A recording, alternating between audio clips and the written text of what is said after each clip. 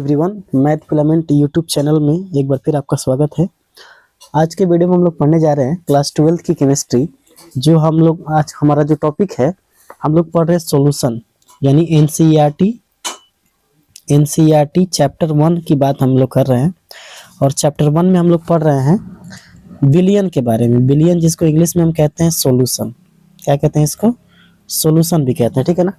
तो NCERT chapter 1 पढ़ रहे हैं हम लोग, और इसमें हम लोग टॉपिक जो हमारा है वो सॉल्यूशन है। और सॉल्यूशन में जो हम पढ़ रहे हैं, सॉल्यूशन में हम पढ़ रहे हैं मोल प्रभाज।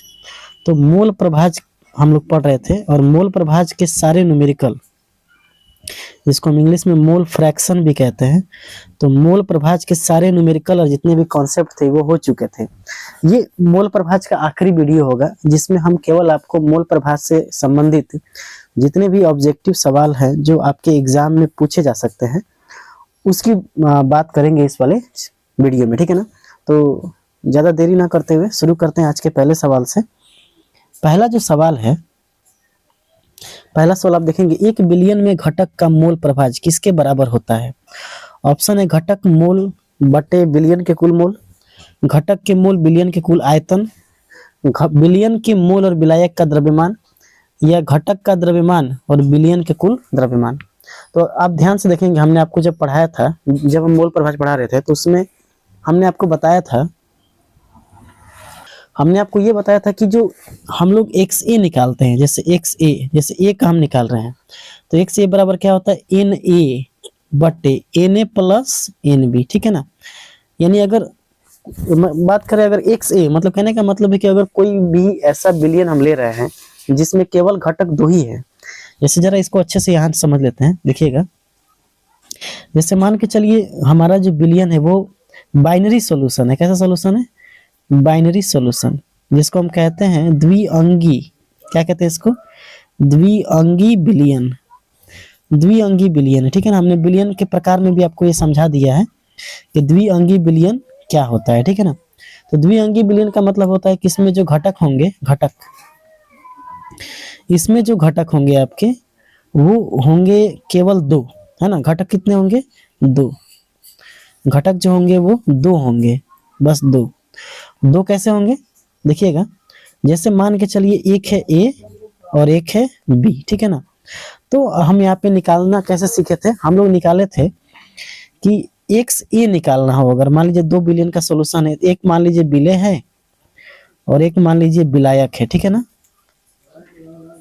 बिले को हम कहते हैं सोल्यूट, इंग्लिश में कहते हैं सोल्यूट, और विलायक को कहते हैं सॉल्वेंट, इसको हम कह देते हैं सॉल्वेंट, ठीक है ना। तो जैसे मान के चलिए कि हमको एक्स ए निकालना हो, जैसे ए का मोल प्रभाज निकालना हो एक्स ए, तो हमारा फॉर्मूला क्या हो जाता था? एन ए बटा N A plus N B, ठीक है।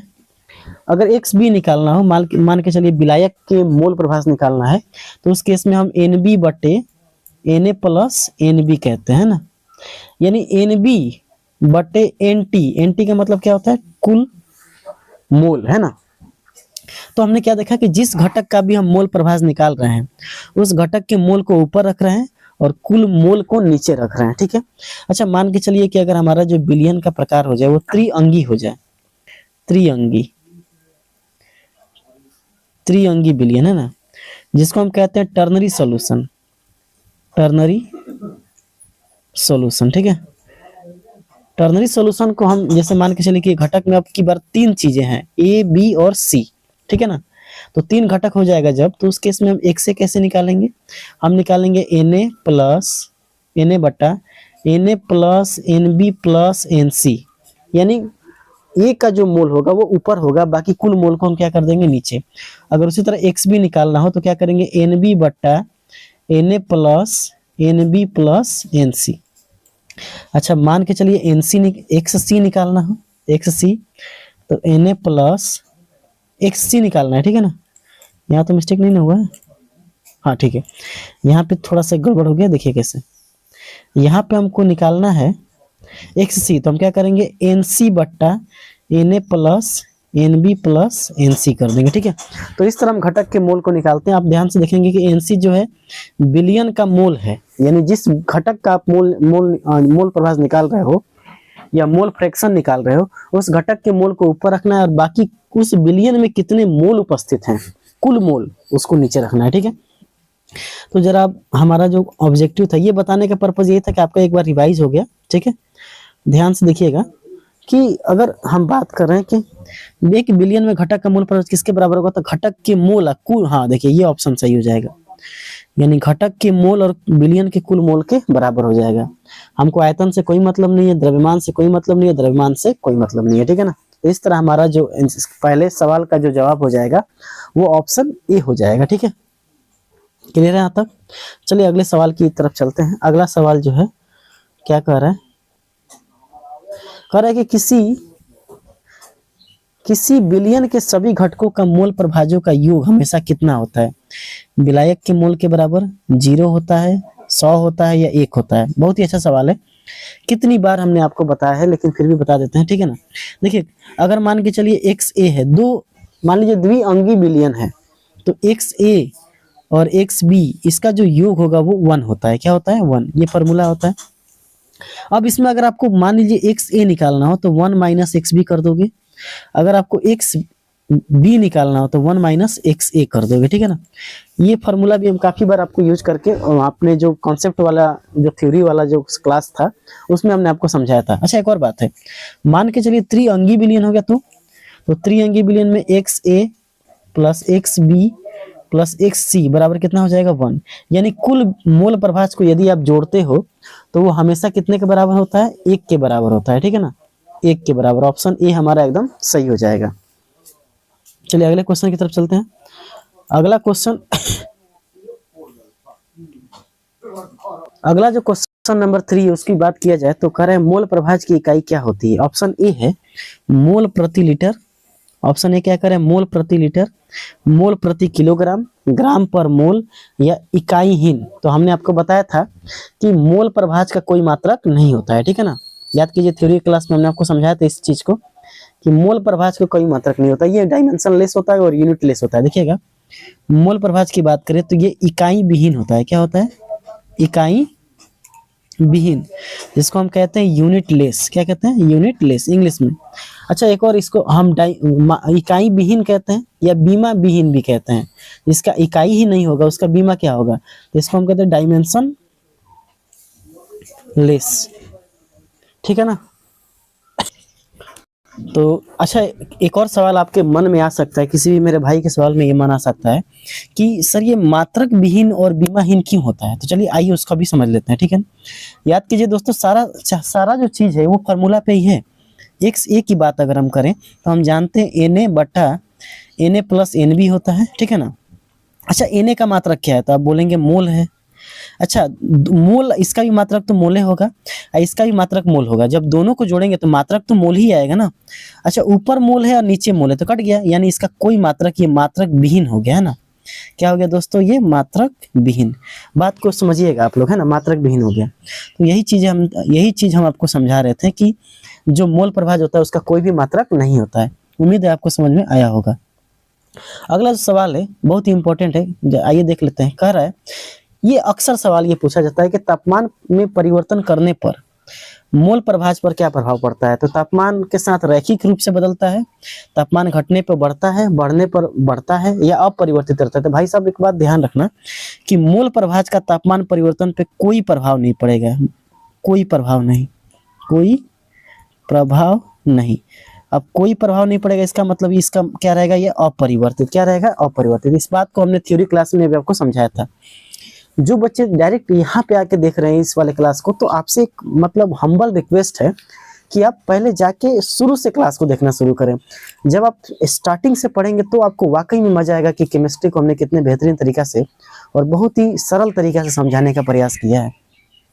ठीक है, तो अगला सवाल देखिएगा दोस्तों, क्या कह रहा है कि यदि विलय का मोल n है, ठीक है, विलायक का मोल कैपिटल N है, तो विलय का मोल, विलय का पूछा है भाई साहब, विलय का, तो x विलय की बात अगर हम कर रहे हैं, x विलय, ध्यान से देखिएगा, बहुत ही ध्यान से देखिएगा, x विलय की बात कर रहे हैं तो आपको हमको क्या करना पड़ेगा? विलय के मोल को ऊपर रखना पड़ेगा। तो विलय का मोल है कितना? देखिए यहाँ पे n है ना, तो यहाँ रख दीजिए n, अब बाकी सबको जोड़ दीजिए n प्लस n। अब देखिए ऑप्शन कौन सा जा रहा है? ऑप्शन हो गया डी। बढ़ जाएंगे आगे। अच्छा, कोई गलती से इसको मत मार देना, क्योंकि देखो n जो है ना वो n विलायक का मोल है, तो विलायक का मोल प्रभाज पूछता तभी ऑप्शन सही हो जाता, बट हमसे पूछा क्या है, विलेय का मोल। तो इस तरह से हमारा ऑप्शन नंबर डी एकदम सही है। अगला जो क्वेश्चन आप लोग आपके सामने है, बड़ा ही प्यारा क्वेश्चन है, ध्यान से समझिएगा। कह रहे हैं कि एक मिश्रण में 2 मोल ए और 3 मोल बी है, तो ए का मोल प्रभाज ज्ञात कीजिए। बहुत ही आसान सवाल, एक्स ए हमसे पूछा है, तो हम जानते हैं फॉर्मूला होता है Na बटा Na प्लस Nb, बस लगा दीजिए। Na का मान कितना है भाई, Na का मान है 2 और बाकी मोलों को जोड़ दीजिए, तो 2/5, 2/5 का मतलब क्या होता है 0.4। तो हमारा ऑप्शन नंबर क्या हो जाएगा, ए एकदम सही हो जाएगा। ठीक है, बड़ा ही बेहतरीन सवाल आपके सामने दिखाई दे रहा है।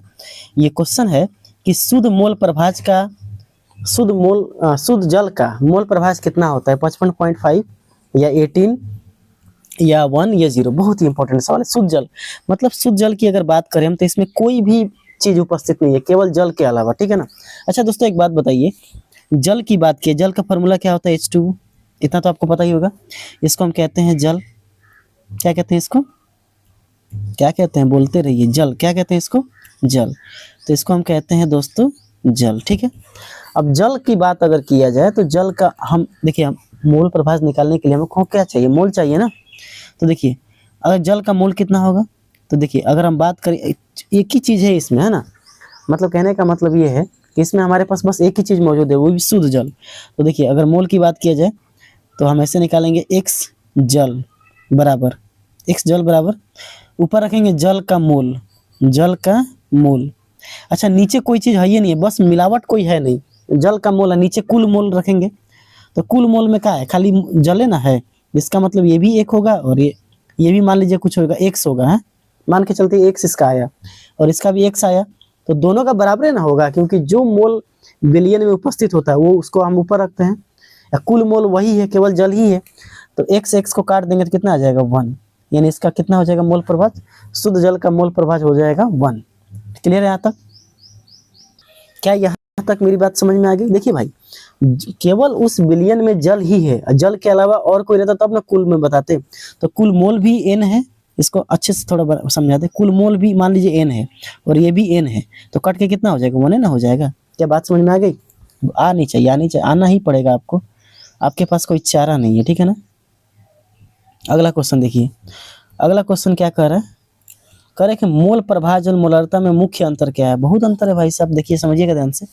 मोल प्रभाज की बात करें तो पहले ऑप्शन समझ लेते हैं, कोई अंतर नहीं है। ठीक है, मोल प्रभाज तापमान पर निर्भर करता है, मोलरता नहीं, दोनों तापमान पर निर्भर करता है, और मोलरता तापमान पर निर्भर करती है, लेकिन मोल प्रभाज नहीं। देखिए अभी तो आप मोलरता नहीं पढ़े हैं, ठीक है, फिर भी लेकिन क्या आप इस सवाल का जवाब दे सकते हैं। देखिए आप बस मोल प्रभाज के बारे में तो जानते हैं ना, कि मोल प्रभाज तापमान में परिवर्तन कितना भी कर दिया जाए उस पर कोई प्रभाव नहीं पड़ेगा, तो कोई अंतर नहीं है। ये तो थोड़ा ठीक नहीं लग रहा है। मोल प्रभाज तापमान पर निर्भर करता है, बिल्कुल ही गलत है, क्योंकि ये तापमान पर निर्भर नहीं करता है। दोनों के बारे में नहीं जानते, लेकिन मोल प्रभाज तापमान पर निर्भर नहीं करता है, तो एक ही ऑप्शन बचेगा। देखिए मोलरता जो है वो तापमान पर निर्भर करता है, लेकिन मोल प्रभाज नहीं करता है। ठीक है। अच्छा, मोलरता के बारे में आने वाले समय में हम लोग पढ़ेंगे, बशर्ते आप यहाँ पे बस इतना याद रखिए कि मोलरता तापमान पर निर्भर करती है, लेकिन मोल प्रभाज नहीं करता है, क्योंकि मोलरता जो होता है वो बिलियन के आयतन पर निर्भर करता है। जैसे आप तापमान बढ़ाओगे तो बिलियन का आयतन या तो बढ़ेगा नहीं तो घटेगा, उस केस में क्या होता है, मोलरता बढ़ जाती है या घट जाती है। ठीक है ना। लेकिन मोल प्रभाज का कोई मतलब नहीं है तापमान से, तो इसका ऑप्शन जो हो जाएगा, ऑप्शन नंबर डी एकदम सही हो जाएगा। ठीक है, ऑप्शन नंबर डी हमारा एकदम सही है, कोई दिक्कत ये नहीं होनी चाहिए। ठीक है ना। क्वेश्चन नंबर 9 देखिए, बहुत ही इंपॉर्टेंट क्वेश्चन है। कह रहे किसी गैस के मिश्रण में नाइट्रोजन और ऑक्सीजन के मोलों का अनुपात 4:1 है, नाइट्रोजन का मोल प्रभाज क्या होगा। ऑप्शन है 4, 0.4, 0.25, 0.80। चलिए देख लेते हैं, बहुत ही आसान सवाल है। ठीक है ना, पूछना नहीं चाहिए था। देखिए अच्छा, नाइट्रोजन का मोल किसकी बात कर रहा है, नाइट्रोजन की बात कर रहा है। तो नाइट्रोजन का जो मोल है, नाइट्रोजन का मोल कितना दिया है, NN2 मतलब समझ में आ रहा है ना, यानी n मतलब क्या होता है, मोल। तो NN2 कितना दिया है, उसका अनुपात दिया है। ठीक है, मान लेते हैं 4 है ना।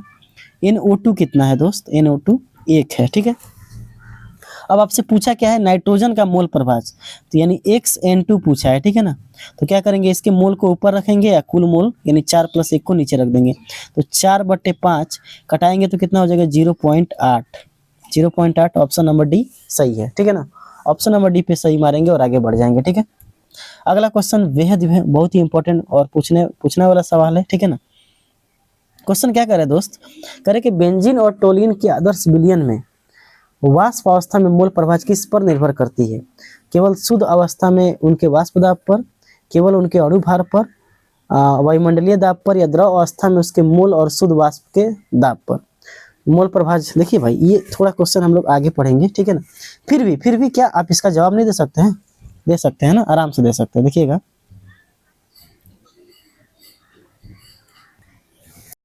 तो दोस्तों इसका जो ऑप्शन हो जाएगा वो हो जाएगा द्रव अवस्था में।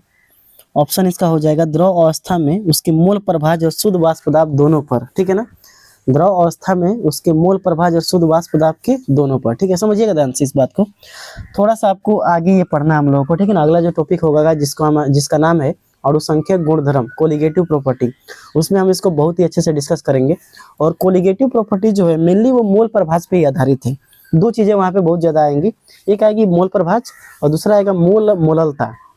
दोनों टॉपिक हो ही रहा है, तो मोल प्रभाज और मोललता दोस्तों आपको बहुत अच्छे से सीखना पड़ेगा, ठीक है ना। तो देखिएगा, समझिएगा कैसे ये मतलब कह रहे हैं। देखिए, एक राउल्ट का नियम है, राउल्ट का नियम पढ़ेंगे आगे, है ना, बहुत अच्छे से पढ़ेंगे इसको। राउल्ट का नियम, राउल्ट का नियम क्या कहता है कि किसी भी द्रव अवस्था में अगर किसी गैस का आंशिक दाब निकालना है ना, आंशिक दाब, जैसे मान लीजिए PA निकालना है, तो ये क्या होगा, समानुपाती होता है मोल प्रभाज के। किसके समानुपाती होता है? उस गैस का मोल प्रभाज के। जब इसको हटाते हैं तो आता है PA बराबर P0A × XA। पढ़ेंगे आगे इसको ना।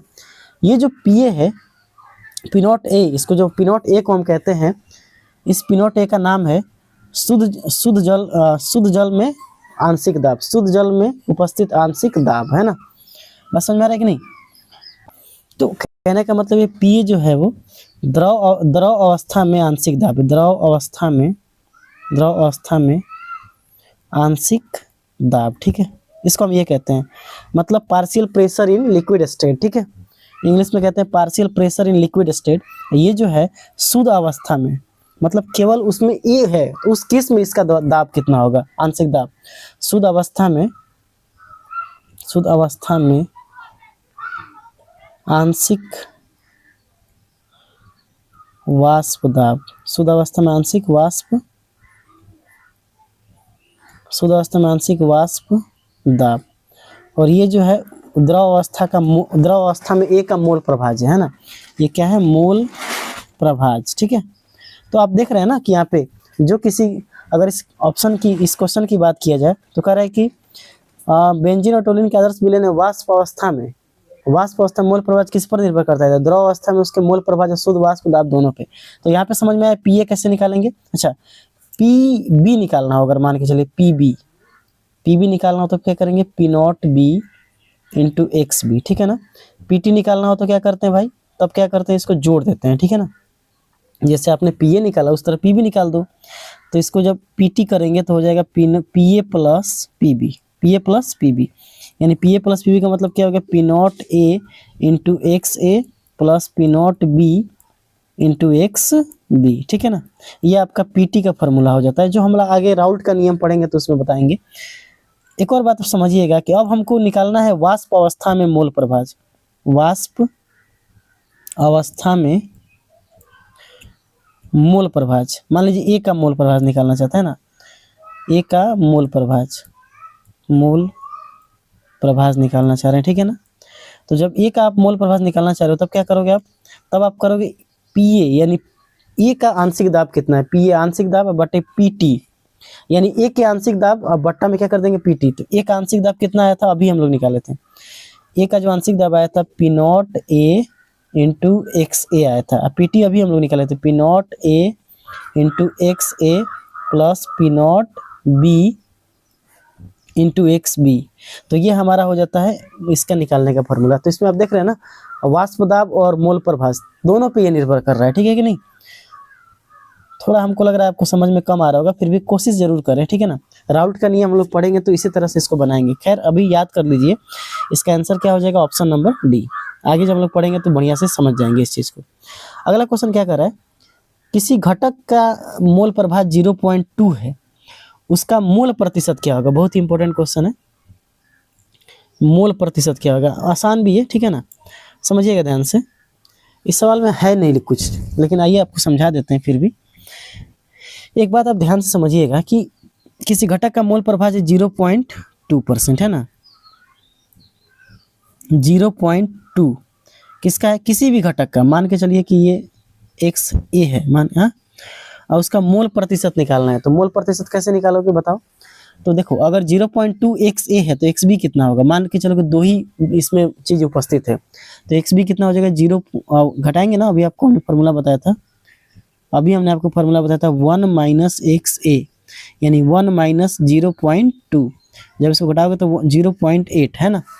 अब मोल अब निकालना हो तुमको, प्रतिशत निकालना है। तो प्रतिशत निकालने के लिए क्या करते हैं, प्रतिशत निकालने के लिए हम क्या करते हैं, जैसे मान लीजिए A का प्रतिशत निकालना है, XA का प्रतिशत आपको निकालना है, तो आप क्या करोगे, XA को ऊपर रखोगे, यानी 0.2 को ऊपर रखोगे। कुल कितना हो जाएगा, 1। कुल कितना हो जाएगा यहाँ पे 1, क्योंकि दोनों का जोड़ तो 1 होना चाहिए ना। XA और XB का जो जोड़ होगा वो 1 के बराबर होगा, तो ये तो 1 होगा। गुणे क्या कर देंगे, 100। जब इसको गुणा करेंगे तो कितना हो जाएगा, 20%। 20% हो जाएगा, क्या हो जाएगा, 20%। यानी कुल जो बिलियन है, इसका फार्मूला समझ लीजिए कैसे हमने निकाला है। XA जो हमने निकाला है उसका फार्मूला ये है कि XA को ऊपर रखना और XT यानी कुल बिलियन उसको नीचे रखेंगे और गुणे क्या कर देंगे, 100। तो XA का मान कितना है, अभी हमने 0.2 बताया, और XT यानी XA या XB हो या XC हो, सबको जोड़ेंगे तो 1 ना आता है, तो 1। अब प्रतिशत निकालने के लिए 100 से गुणा करते हैं, यहाँ से दशमलव हटाएंगे तो यहाँ 10 आ जाएगा, 10 दहा में 100 और 2 दहा में 20, यानी 20% हमारा क्या हो जाएगा, सही जवाब हो जाएगा, ठीक है।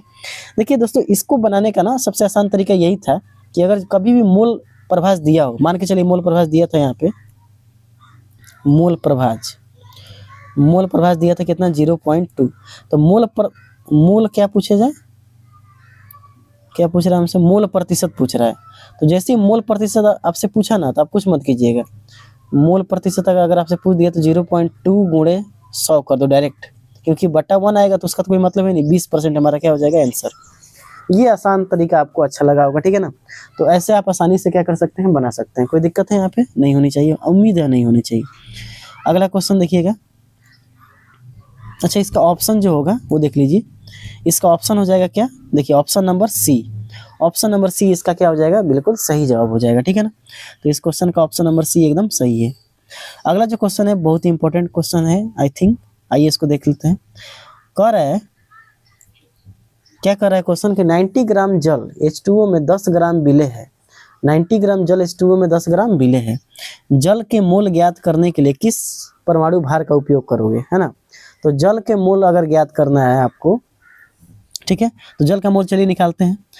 NH2O निकालना हम चाह रहे हैं, ठीक है ना। NH2O कैसे निकालोगे आप, तो आप क्या करोगे, आप जानते हो कि मोल का फार्मूला क्या होता है, भार बटे अणु भार। क्या होता है, भार बटे अणु भार, यही ना होता है, भार बटे अणु भार होता है। अच्छा, भार कितना दिया है, 90 ग्राम। अणु भार H2O का अणु भार कितना होता है, H2O। और हाइड्रोजन का कितना परमाणु क्रमांक होता है, परमाणु द्रव्यमान ये होता है 1, और हाइड्रोजन है को 2 प्लस ऑक्सीजन का है 16। 16 2 कितना हो जाएगा, 18। तो यहाँ पे क्या रखेंगे, 18 कटाएंगे तो कितना आ जाएगा, 5। यानी हम 18 का प्रयोग करेंगे। किसका प्रयोग करेंगे, 18 का। खैर इसको इतना भी बनाने की जरूरत नहीं थी, फिर भी हमने आपको मोल कैसे निकाला जाता है उसको हमने समझा दिया। बहुत ही अच्छे से हमने आपको मोल प्रभाव समझाया था, आप जाके उस वीडियो को जरूर देखिएगा, ठीक है ना।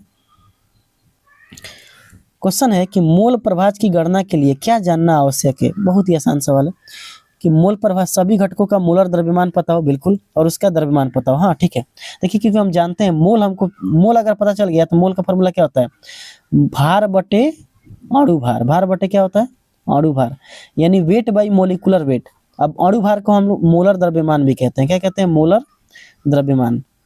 द्रव्यमान, ठीक है। तो सबका अगर भार पता चल गया और सबका मोलर द्रव्यमान यानी अणु भार पता चल गया, तो क्या उसका मोल प्रभाव नहीं निकाल सकते हैं, क्योंकि मोल निकल जाएगा। और मोल निकल जाएगा तो हम जानते हैं XA निकालना हो तो हम क्या फॉर्मूला लगाते हैं, Na बटा Na प्लस NB, ठीक है ना। तो सबका मोल रख दिया जाएगा। आयतन से कोई मतलब नहीं है, घनत्व से कोई मतलब नहीं है, और उस बिलियन का नाम से कौन सी मतलब है, कुछ नहीं। ठीक है, अगला सवाल देखिएगा। देखिए द्विअंगी बताया था हमने, द्विअंगी बिलियन का मतलब ये हो गया बाइनरी बिलियन। इसमें क्या होता है, केवल और केवल दो घटक मौजूद होते हैं। ठीक है ना, तो क्या दिया है, मूल प्रभाज x1 दिया है और x2 दिया है, x1 प्लस x2। तो कभी भी मूल प्रभाज का योग कितना होता है, 1 होता है। अभी हमने आपको समझाया था xa प्लस xb बराबर कितना होता है, 1। या आप ऐसे भी दे xa plus xb plus xc कितना होता है, 1। ठीक है, सवाल नंबर 15, सवाल नंबर 15 क्या कह रहा है, सवाल नंबर 15 कह रहा है कि हेनरी के नियम में गैस की विलेयता को आमतौर पे किस रूप में व्यक्त करते हैं। बहुत ही अच्छा, हेनरी का नियम हम लोग पढ़ चुके हैं। हेनरी का नियम, जिस भाई ने अभी तक हेनरी का नियम नहीं पढ़ा है वो जाके हमारी प्लेलिस्ट में जाएंगे और वहां से देखना शुरू करेंगे। ठीक है ना, देखिए भाई, आप लाइन से नहीं पढ़ोगे तो आपको ये क्लास का देखने से कोई फायदा नहीं होगा। लाइन से आप पढ़ो, इस वीडियो को भी देख रहे हो तो अच्छी बात है, बशर्ते आप लाइन से पढ़ना शुरू करोगे तो ज्यादा आप समझ पाओगे। ठीक है ना, तो हेनरी के नियम में गैस की विलेयता को आमतौर पर किससे व्यक्त करते हैं, हम जानते हैं हेनरी का नियम क्या होता था। जो हेनरी का नियम ये कहता था कि किसी द्रव में गैस की विलेयता, किसी द्रव में गैस की विलेयता, जो विलेयता होती है वो सीधा समानुपाती होती थी किसके, बताओ किसके होती थी, मोल प्रभाज के। याद आ रहा है, मोल प्रभाज यानी एक्स गैस है ना, यही था ना। तो मोल प्रभाज के क्या होती थी, सीधा समानुपाती होती थी। बात समझ आ रहा है, जो विलेयता होती थी वो मोल प्रभाज के सीधा समानुपाती होती थी। याद है ना आप लोगों को। ठीक है, तो दोस्तों हमने आपको समझाया था, अगर आपको याद होगा तो हमने आपको पूरा बढ़िया से समझाया था हेनरी के नियम के बारे में। हेनरी का जो नियम था हमने आपको समझाया था। क्या बताया था आपको हेनरी के नियम में, कि हेनरी का जो नियम है वो कहता है किसी गैस की स्थिर ताप पर किसी द्रव में गैस की विलेयता जो सीधा समानुपाती होती है किसके, उस गैस के आंशिक दाब के, है ना, उस गैस के आंशिक दाब के, यानी उस गैस का जितना आंशिक दाब होगा उस गैस की विलेयता के क्या होती है, सीधा समानुपाती होती है। ठीक है, फिर हमने आपको बताया था कि स्थिर ताप पर किसी गैस का आंशिक दाब उसके मोल प्रभाज के सीधा समानुपाती होता है। किसके समानुपाती होता है, मोल प्रभाज के। यानी हमने आपको हेनरी के नियम में 2 स्टेटमेंट आपको समझाया था। नहीं देखे हो वीडियो तो जाके पहले देखो उसको। ठीक है ना, हमने ये बताया था कि किसी स्थिर ताप पर किसी गैस का आंशिक दाब उसकी विलेयता के सीधा समानुपाती होती है, या किसी गैस का आंशिक दाब उस गैस के मोल प्रभाज के सीधा समानुपाती होती है।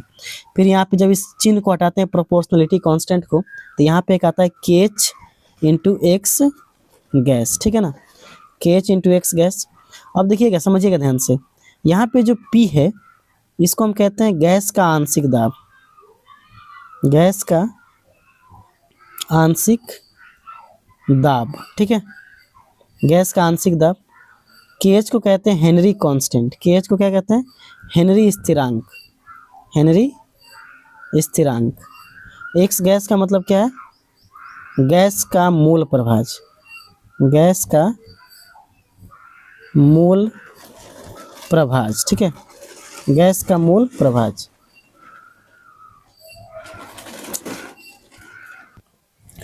तो यहाँ पे हम लोगों ने ये सीखा कि किसी भी द्रव में अगर गैस को मिलाना है तो आप उसके आंशिक प्रेशर यानी दाब को बढ़ा दो। ठीक है ना, यही हेनरी का नियम था। तो इस चीज को हम लोग दिखाने के लिए उस गैस के मोल प्रभाज से भी दिखाते हैं ना। तो इसका मतलब ये हुआ कि ये जो है हेनरी के नियम में गैस की विलेयता आमतौर पर किसके रूप में व्यक्त की जाती थी, तो मोल प्रभाज के रूप में। अब इतना कहानी जानबूझ के हमने आपको समझाया ताकि आपको हेनरी का नियम भी रिवाइज हो जाए। देखिए हमारा काम ही आपको हर बार रिवाइज कराना। ठीक है ना, अगला क्वेश्चन देखिएगा, यदि किसी गैस का मोल प्रभाज बढ़ता है तो विलायक का मोल प्रभाज पे क्या प्रभाव पड़ेगा। देखिएगा ध्यान से, अगर आप देखिएगा कि अगर हम XA प्लस XB की बात करें तो ये होता है 1। अब मान के चलिए इसको हमने रख दिया 0.2, ये कितना आ जाएगा 0.8, दोनों का जोड़ तो 1 होना चाहिए ना। अच्छा, इसको हमने 0.4 कर दिया तो कितना हो जाएगा 0.6। ये मान के चलिए ये विलेय है, क्या है, विलेय है, और ये क्या है, विलायक है, विलायक है। ठीक है ना, तो आप क्या देख रहे हो कि जैसे आप विलेय का मोल प्रभाज को बढ़ा रहे हो तो ये वाला घट रहा है कि नहीं घट रहा है। इसको हमने बढ़ाया, समझिएगा ध्यान से, इसको हमने बढ़ाया, ठीक है ना, तो ये क्या हो गया, घट गया। यानी दोनों का जब योग 1 होगा तो एक को आप बढ़ाओगे तो दूसरा को ऑटोमेटिकली घटना पड़ेगा। तो इस बात को ध्यान रखिएगा, बहुत ही अच्छा कॉन्सेप्चुअल ये सवाल है। इसमें विलेय का मोल प्रभाज को बढ़ाओगे, एक को बढ़ाओगे तो दूसरा क्या हो जाएगा, घटेगा। क्या हो जाएगा, घटेगा। बस इतना ध्यान रखना, ठीक है। अगला क्वेश्चन जो आपके सामने है, एथेनॉल और जल के मिश्रण में एथेनॉल का मोल प्रभाज 0.3 है, तो जल का मोल प्रभाज ज्ञात कीजिए। बहुत ही आसान सवाल है। क्या करेंगे हम लोग, तो निकालेंगे एक्स निकालना है, किसका, जल का निकालना है। तो हम क्या कर देंगे, एक में से इस मोल प्रभाज को घटा देंगे, तो कितना आ जाएगा, 0.7। तो हमारा ऑप्शन हो जाएगा ऑप्शन नंबर डी। इस सवाल को बनाने में एकदम बहुत कम समय लगना चाहिए आपको, ठीक है। अगला क्वेश्चन देखिएगा, गैस के मिश्रण में किसी गैस का आंशिक दाब बराबर होता है। तो गैस के इस छोटा करते हैं थोड़ा इसको, गैस के मिश्रण में किसी गैस का आंशिक दाब बराबर होता है। तो कुल दाब बटा मोल प्रभाज के, कुल दाब प्लस मोल प्रभाज के, मोल प्रभाज बटे कुल दाब गुणे मोल प्रभाज, ठीक है। तो अभी हमने आपको बताया था कि वाई ए बराबर क्या होता है, पी ए बटा पीटी बताया था ना, यानी ए का आंशिक दाब बटे कुल दाब। ये हमने आपको भी समझाया, जिसमें हमने आपको ये समझाया था। तो देखिए, अगर इसका फॉर्मूला अगर यहाँ से निकालना हो, क्या निकालना, हमको आंशिक दाब निकालना है, यानी ये निकालना है, ठीक है ना। तो पी ए बराबर क्या हो जाएगा, वाई ए इंटू पी टी, यानी वाई ए यानी मोल प्रभाज गुणे कुल दाब, मोल प्रभाज गुणे कुल दाब कहाँ है, मोल प्रभाज गुणे कुल दाब। जस्ट अभी हमने आपको समझाया, ठीक है ना।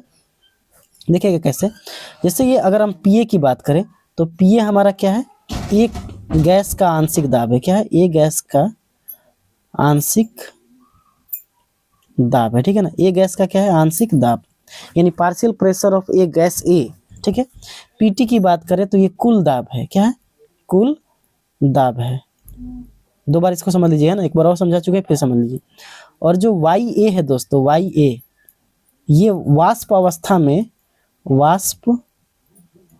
में मोल प्रभाज है।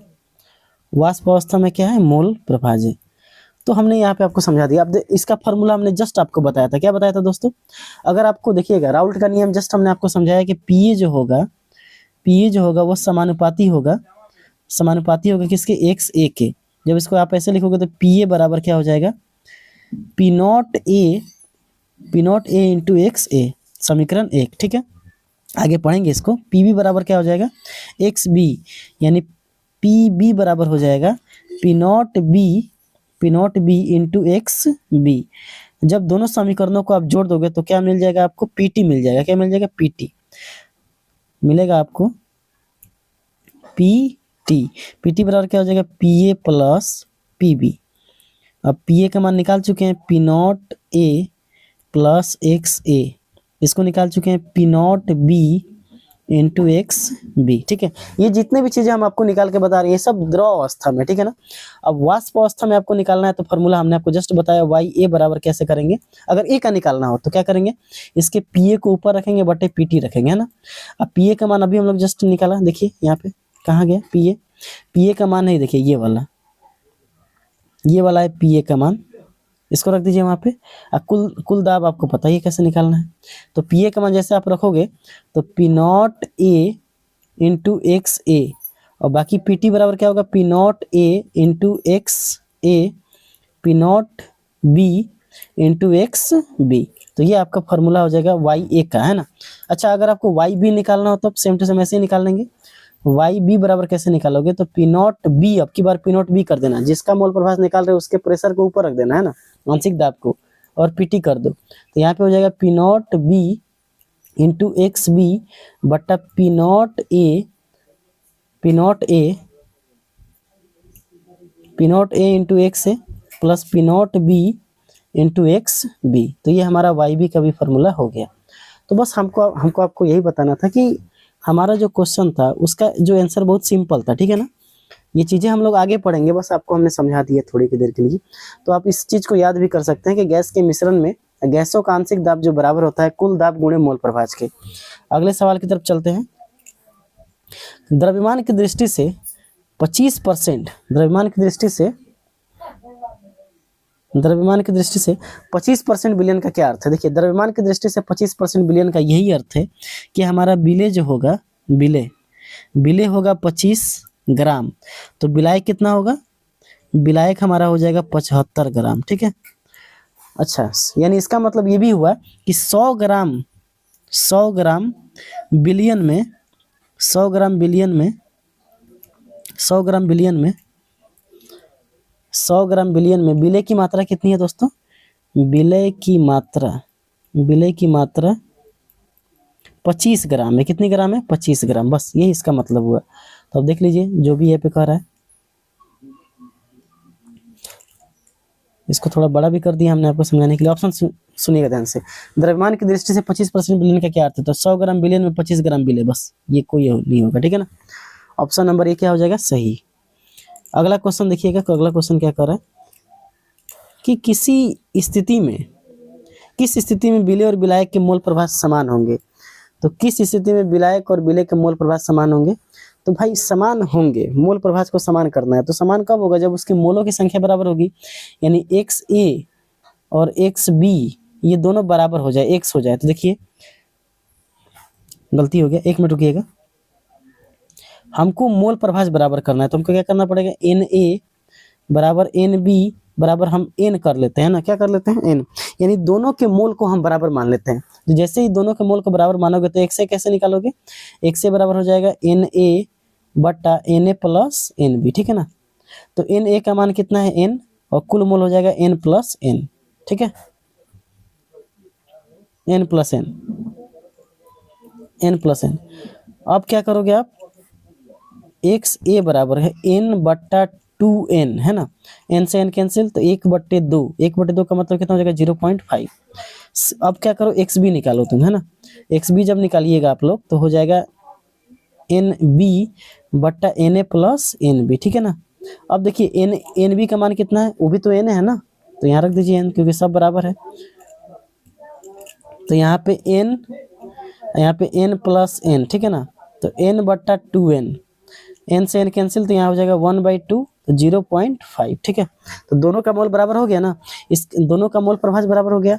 इसीलिए दोनों का मोल प्रभाव बराबर रखने के लिए हमको क्या करना पड़ेगा? मोलों को बराबर करना पड़ेगा, है ना। क्या करना पड़ेगा? मोल को बराबर करना पड़ेगा, बस यही चीज हमको ध्यान रखना है। हमारा ऑप्शन नंबर डी क्या हो जाएगा? एकदम सही हो जाएगा। अगला जो क्वेश्चन है, क्वेश्चन को समझिएगा ध्यान से। कह रहा है कि राउल्ट के नियम के अनुसार वाष्प दाब में अपेक्षिक अवनमन किसके बराबर होता है?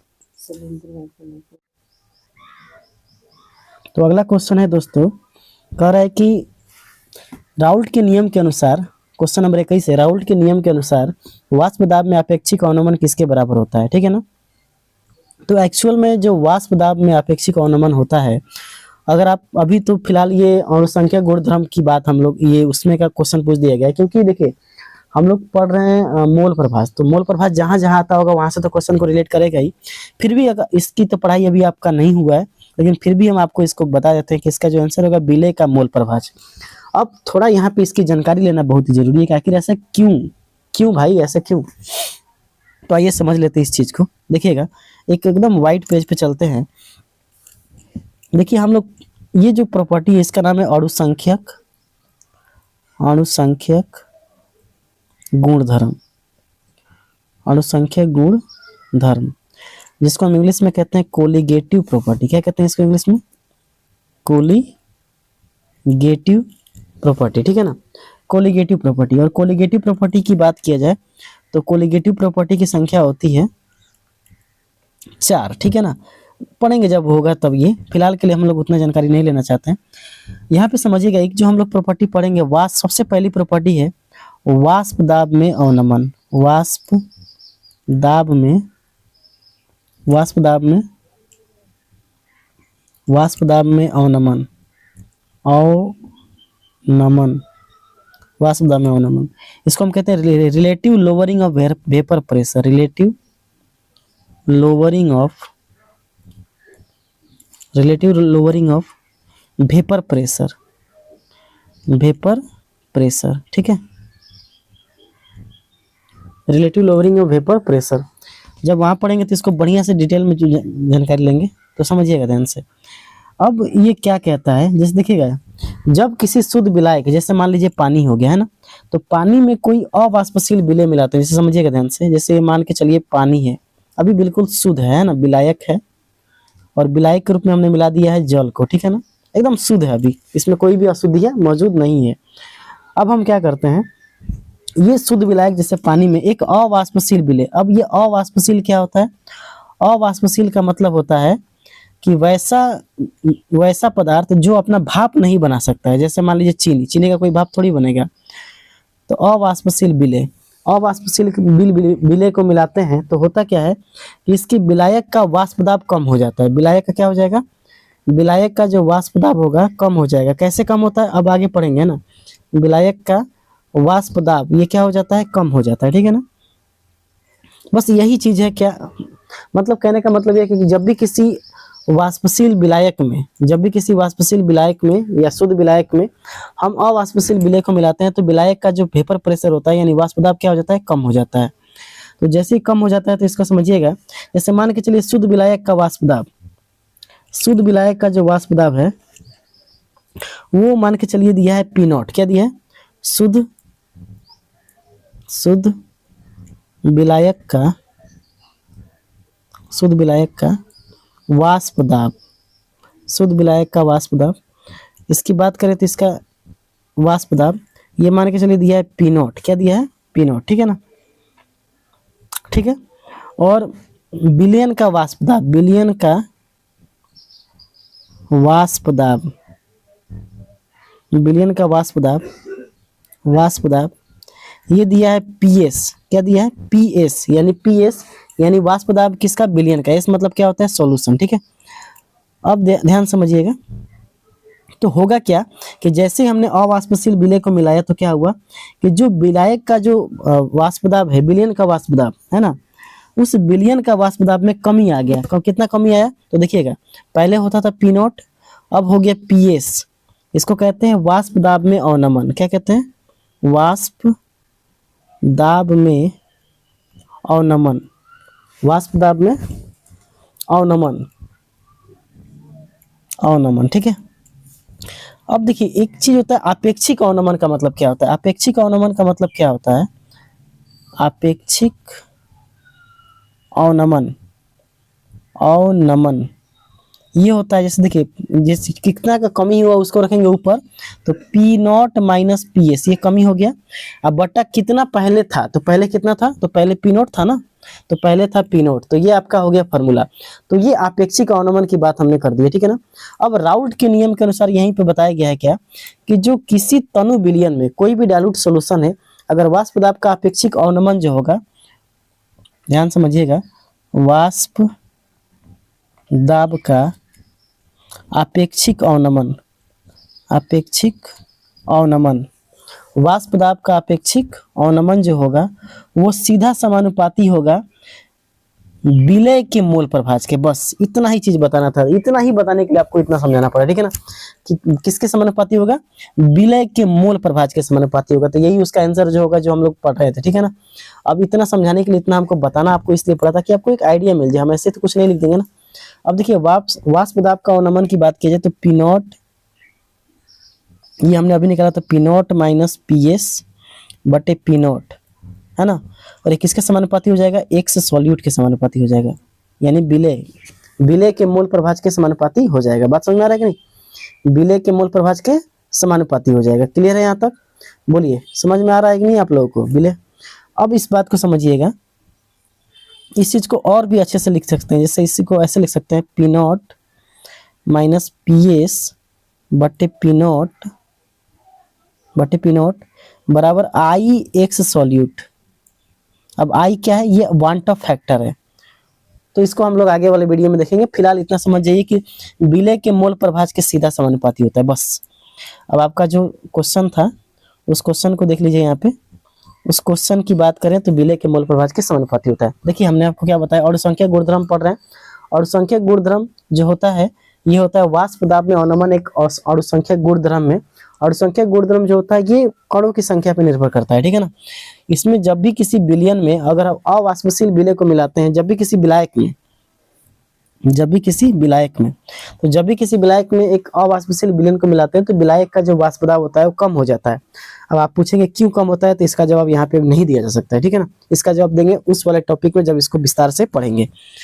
अब शुद्ध विलयन का जो वाष्प दाब है उसको हमने मान लिया P0 और विलयन का वाष्प दाब को मान लिया PS। तो वाष्प दाब में कमी हो गया, अवनमन का मतलब होता है कमी। तो पहले कितना था, P0 था, शुद्ध था तो P0 था, यानी शुद्ध जल था तो वो P0 था।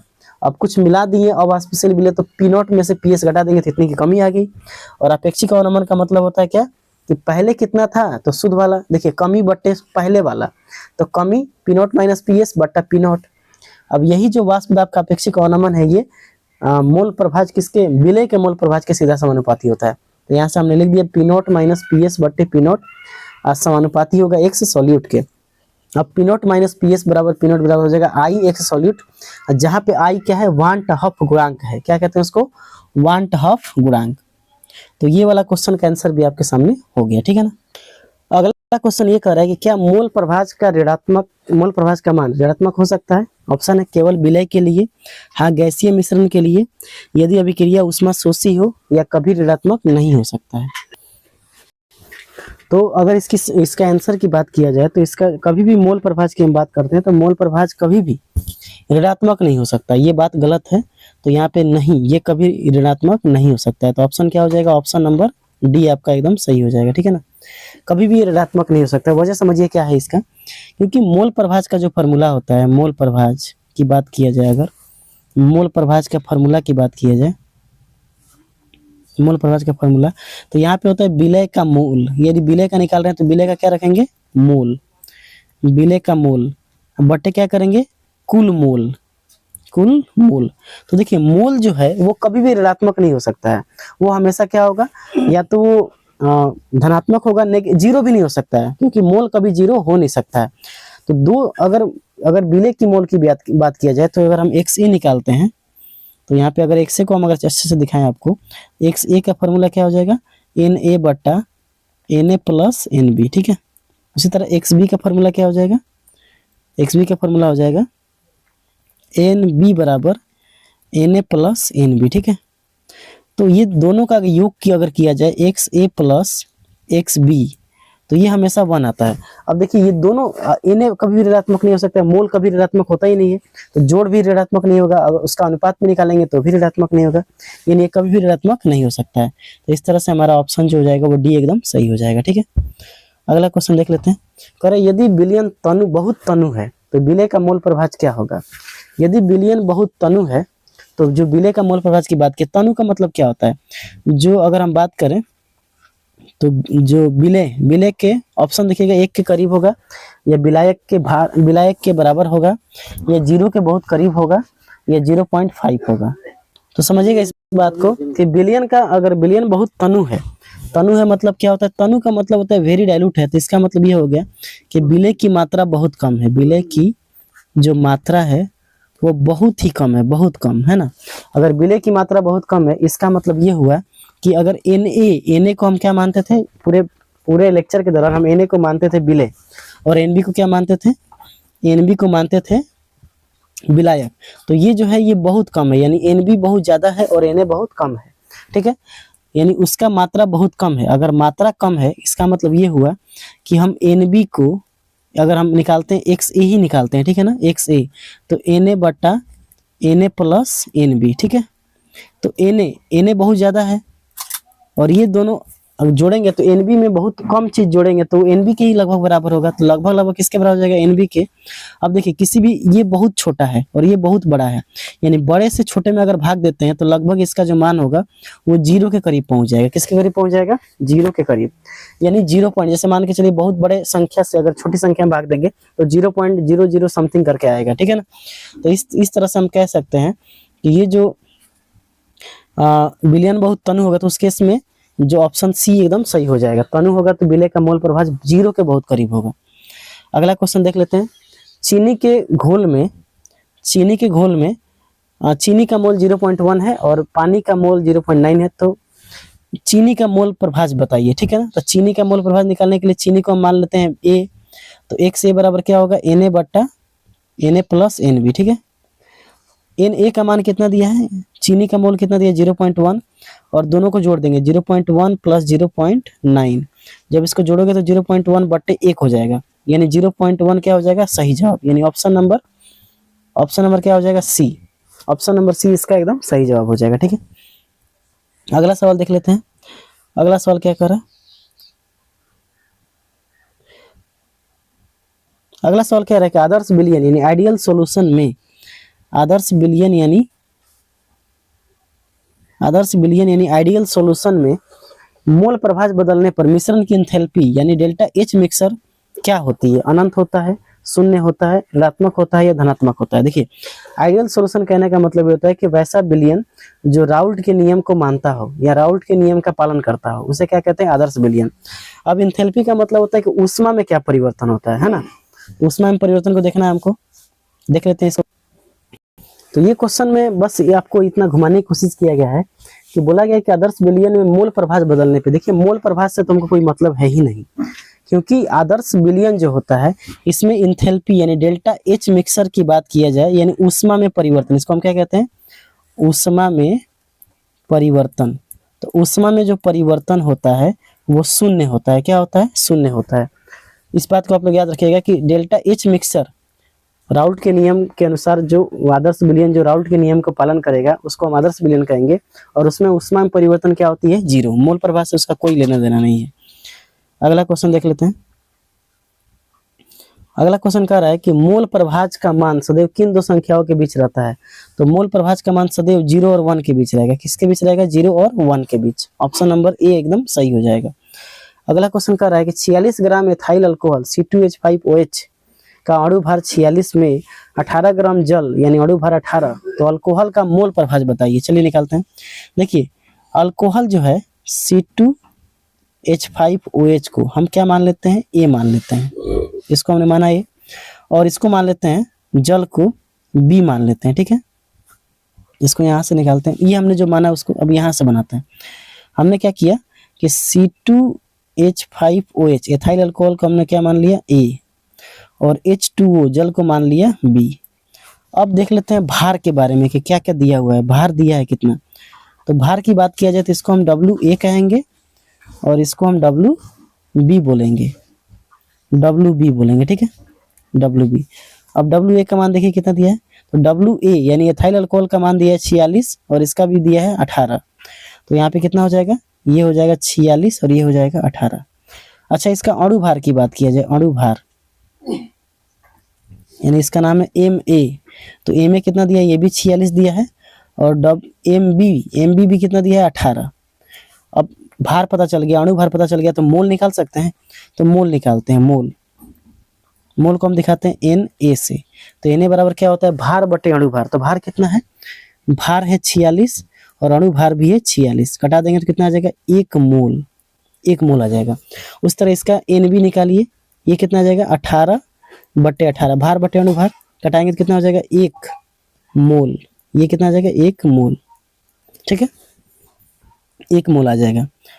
अब क्या करना है हमको, अब हमको निकालना है मोल प्रभाज, तो XA निकालते हैं। तो XA बराबर क्या होता है Na बटा Na प्लस Nb। ठीक है, Na प्लस Nb, तो Na का मान है 1 और ये दोनों का मान भी 1, तो कितना हो जाएगा 1/2 यानी 0.5। उसी तरह आप XB निकालो, तो XB निकालने का दो तरीका है, या तो आप यहाँ से 1 माइनस XA कर दो, तो 1 माइनस XA करेंगे तो 1 माइनस 0.5 घटा देंगे तो कितना देगा 0.5। या एक तरीका ये था कि आप फार्मूला से बना दो, तो कैसे बनाओगे NB बट्टा Na प्लस NB, तो ये हो जाएगा 1 और 1 प्लस 1, तो कितना हो जाएगा 1/2 लगभग आ जाएगा 0.5। तो इस तरह से हम इसके मोल प्रभाज को निकाल सकते हैं। अब हमसे क्या पूछा गया था, हमसे पूछा ये गया था कि अल्कोहल का मोल प्रभाज क्या होगा, तो अल्कोहल का मोल प्रभाज कितना आया था 0.5। अगला सवाल देख लेते हैं। अगला सवाल क्या करे, विलायक का वाष्प दाब कम होने पर उसके मोल प्रभाज पर क्या प्रभाव पड़ता है। विलायक का अगर वाष्प दाब कम हो जाएगा तो वो भी घट जाएगा, ठीक है ना, क्योंकि हम लोग जानते हैं वाष्प दाब में अवनमन, याद कीजिए अभी पढ़ाए हैं वाष्प दाब में अवनमन। तो वाष्प दाब में जो अवनमन होता है वो सीधा समानुपाती होता है मोल प्रभाज के, और किसके मोल प्रभाज के, विलय के मोल प्रभाज के। विलय के मोल प्रभाज के। तो अगर ये घट रहा है तो इसको भी घटना पड़ेगा, यानी ऑप्शन नंबर क्या हो जाएगा, ए। ऑप्शन नंबर ए इसका सही जवाब हो जाएगा। 29 नंबर सवाल देखते हैं क्या कह रहा है। 29 नंबर सवाल कह रहा है कि हवा में ऑक्सीजन का मोल प्रभाव 0.21 है, तो इसका अर्थ क्या है। तो देखिए, अगर मोल प्रभाव 0.21 है तो 0.21 का मतलब है कि मोलों का जो हिस्सा की बात किया जाए, मोलों का हिस्सा, तो निकालने के लिए परसेंटेज कैसे निकालेंगे अभी पता है था हमने। 0.21 में आप क्या कर दोगे, 100 से गुणा कर दो तो कितना हो जाएगा, 21%। ये डायरेक्ट परसेंटेज हम निकाल सकते हैं। इसका मतलब हवा के कुल मोलों में जो ऑक्सीजन का जो हिस्सा है वो 21% है। ऑक्सीजन का हिस्सा कितना है, 21%। किसी बिलियन में ए का ए का मोल Na दिया है और बी का मोल Nb दिया है, ठीक है। तो बी का मोल प्रभाव पूछा गया, तो XB बराबर तो क्या हो जाएगा, NB बट्टा Na प्लस NB। अब देख लीजिए कौन सा ऑप्शन ऐसा दिया है, NB बट्टा ये Na दिया है, ये नहीं दिया है, ये भी नहीं है, ये वाला ऑप्शन सही हो जाएगा, ठीक है। Option number D. अब देखिएगा अगला क्वेश्चन कह रहा है कि रसायन विज्ञान से अब कुछ क्वेश्चन हम आपको बताने जा रहे हैं जो मोल प्रभाव से ही रिलेटेड है, कुछ क्वेश्चन टाइप के हैं, ठीक है ना। तो कह रहा है 1 बिलियन में 1 मोल एथाइल अल्कोहल है और 3 मोल जल मिला हुआ है, तो जल का मोल प्रभाव निकालना है, यानी x जल निकालना है, ठीक है ना। तो जल का मोल देखिए, जल का मोल कितना दिया है, 3, तो यहाँ रख दीजिए 3। कुल मोल निकालिए 1 + 3, तो कितना हो जाएगा, 3/4, तो ये हो जाएगा 0.75। तो ऑप्शन नंबर बी हो जाएगा इसका सही जवाब। ये बहुत ही छोटे छोटे सवाल हैं। अगला क्वेश्चन देख लीजिए, अगला क्वेश्चन क्या कर रहा है। अगला क्वेश्चन ये कह रहा है कि 90 ग्राम H2O और 46 ग्राम एथाइल अल्कोहल C2H5 के मिश्रण में एथाइल अल्कोहल का मोल प्रभाव निकालिए, ठीक है ना। निकाल देते हैं इसको, ठीक है। देखिए यहाँ पे हम मान के चलते हैं एथाइल अल्कोहल है C2, ऐसा क्वेश्चन एक बताए थे अभी, OH, ये एथाइल अल्कोहल है और एक जल है। इसके भार की बात, इसका भार देख लेते हैं, इसका अणु भार, भार कितना दिया है जल का, 90 ग्राम और इसका 46 ग्राम। तो WA का मान यहाँ पे दिया है, WA का मान, इसको हम A मान लेते हैं और इसको B मान लेते हैं, ठीक है ना।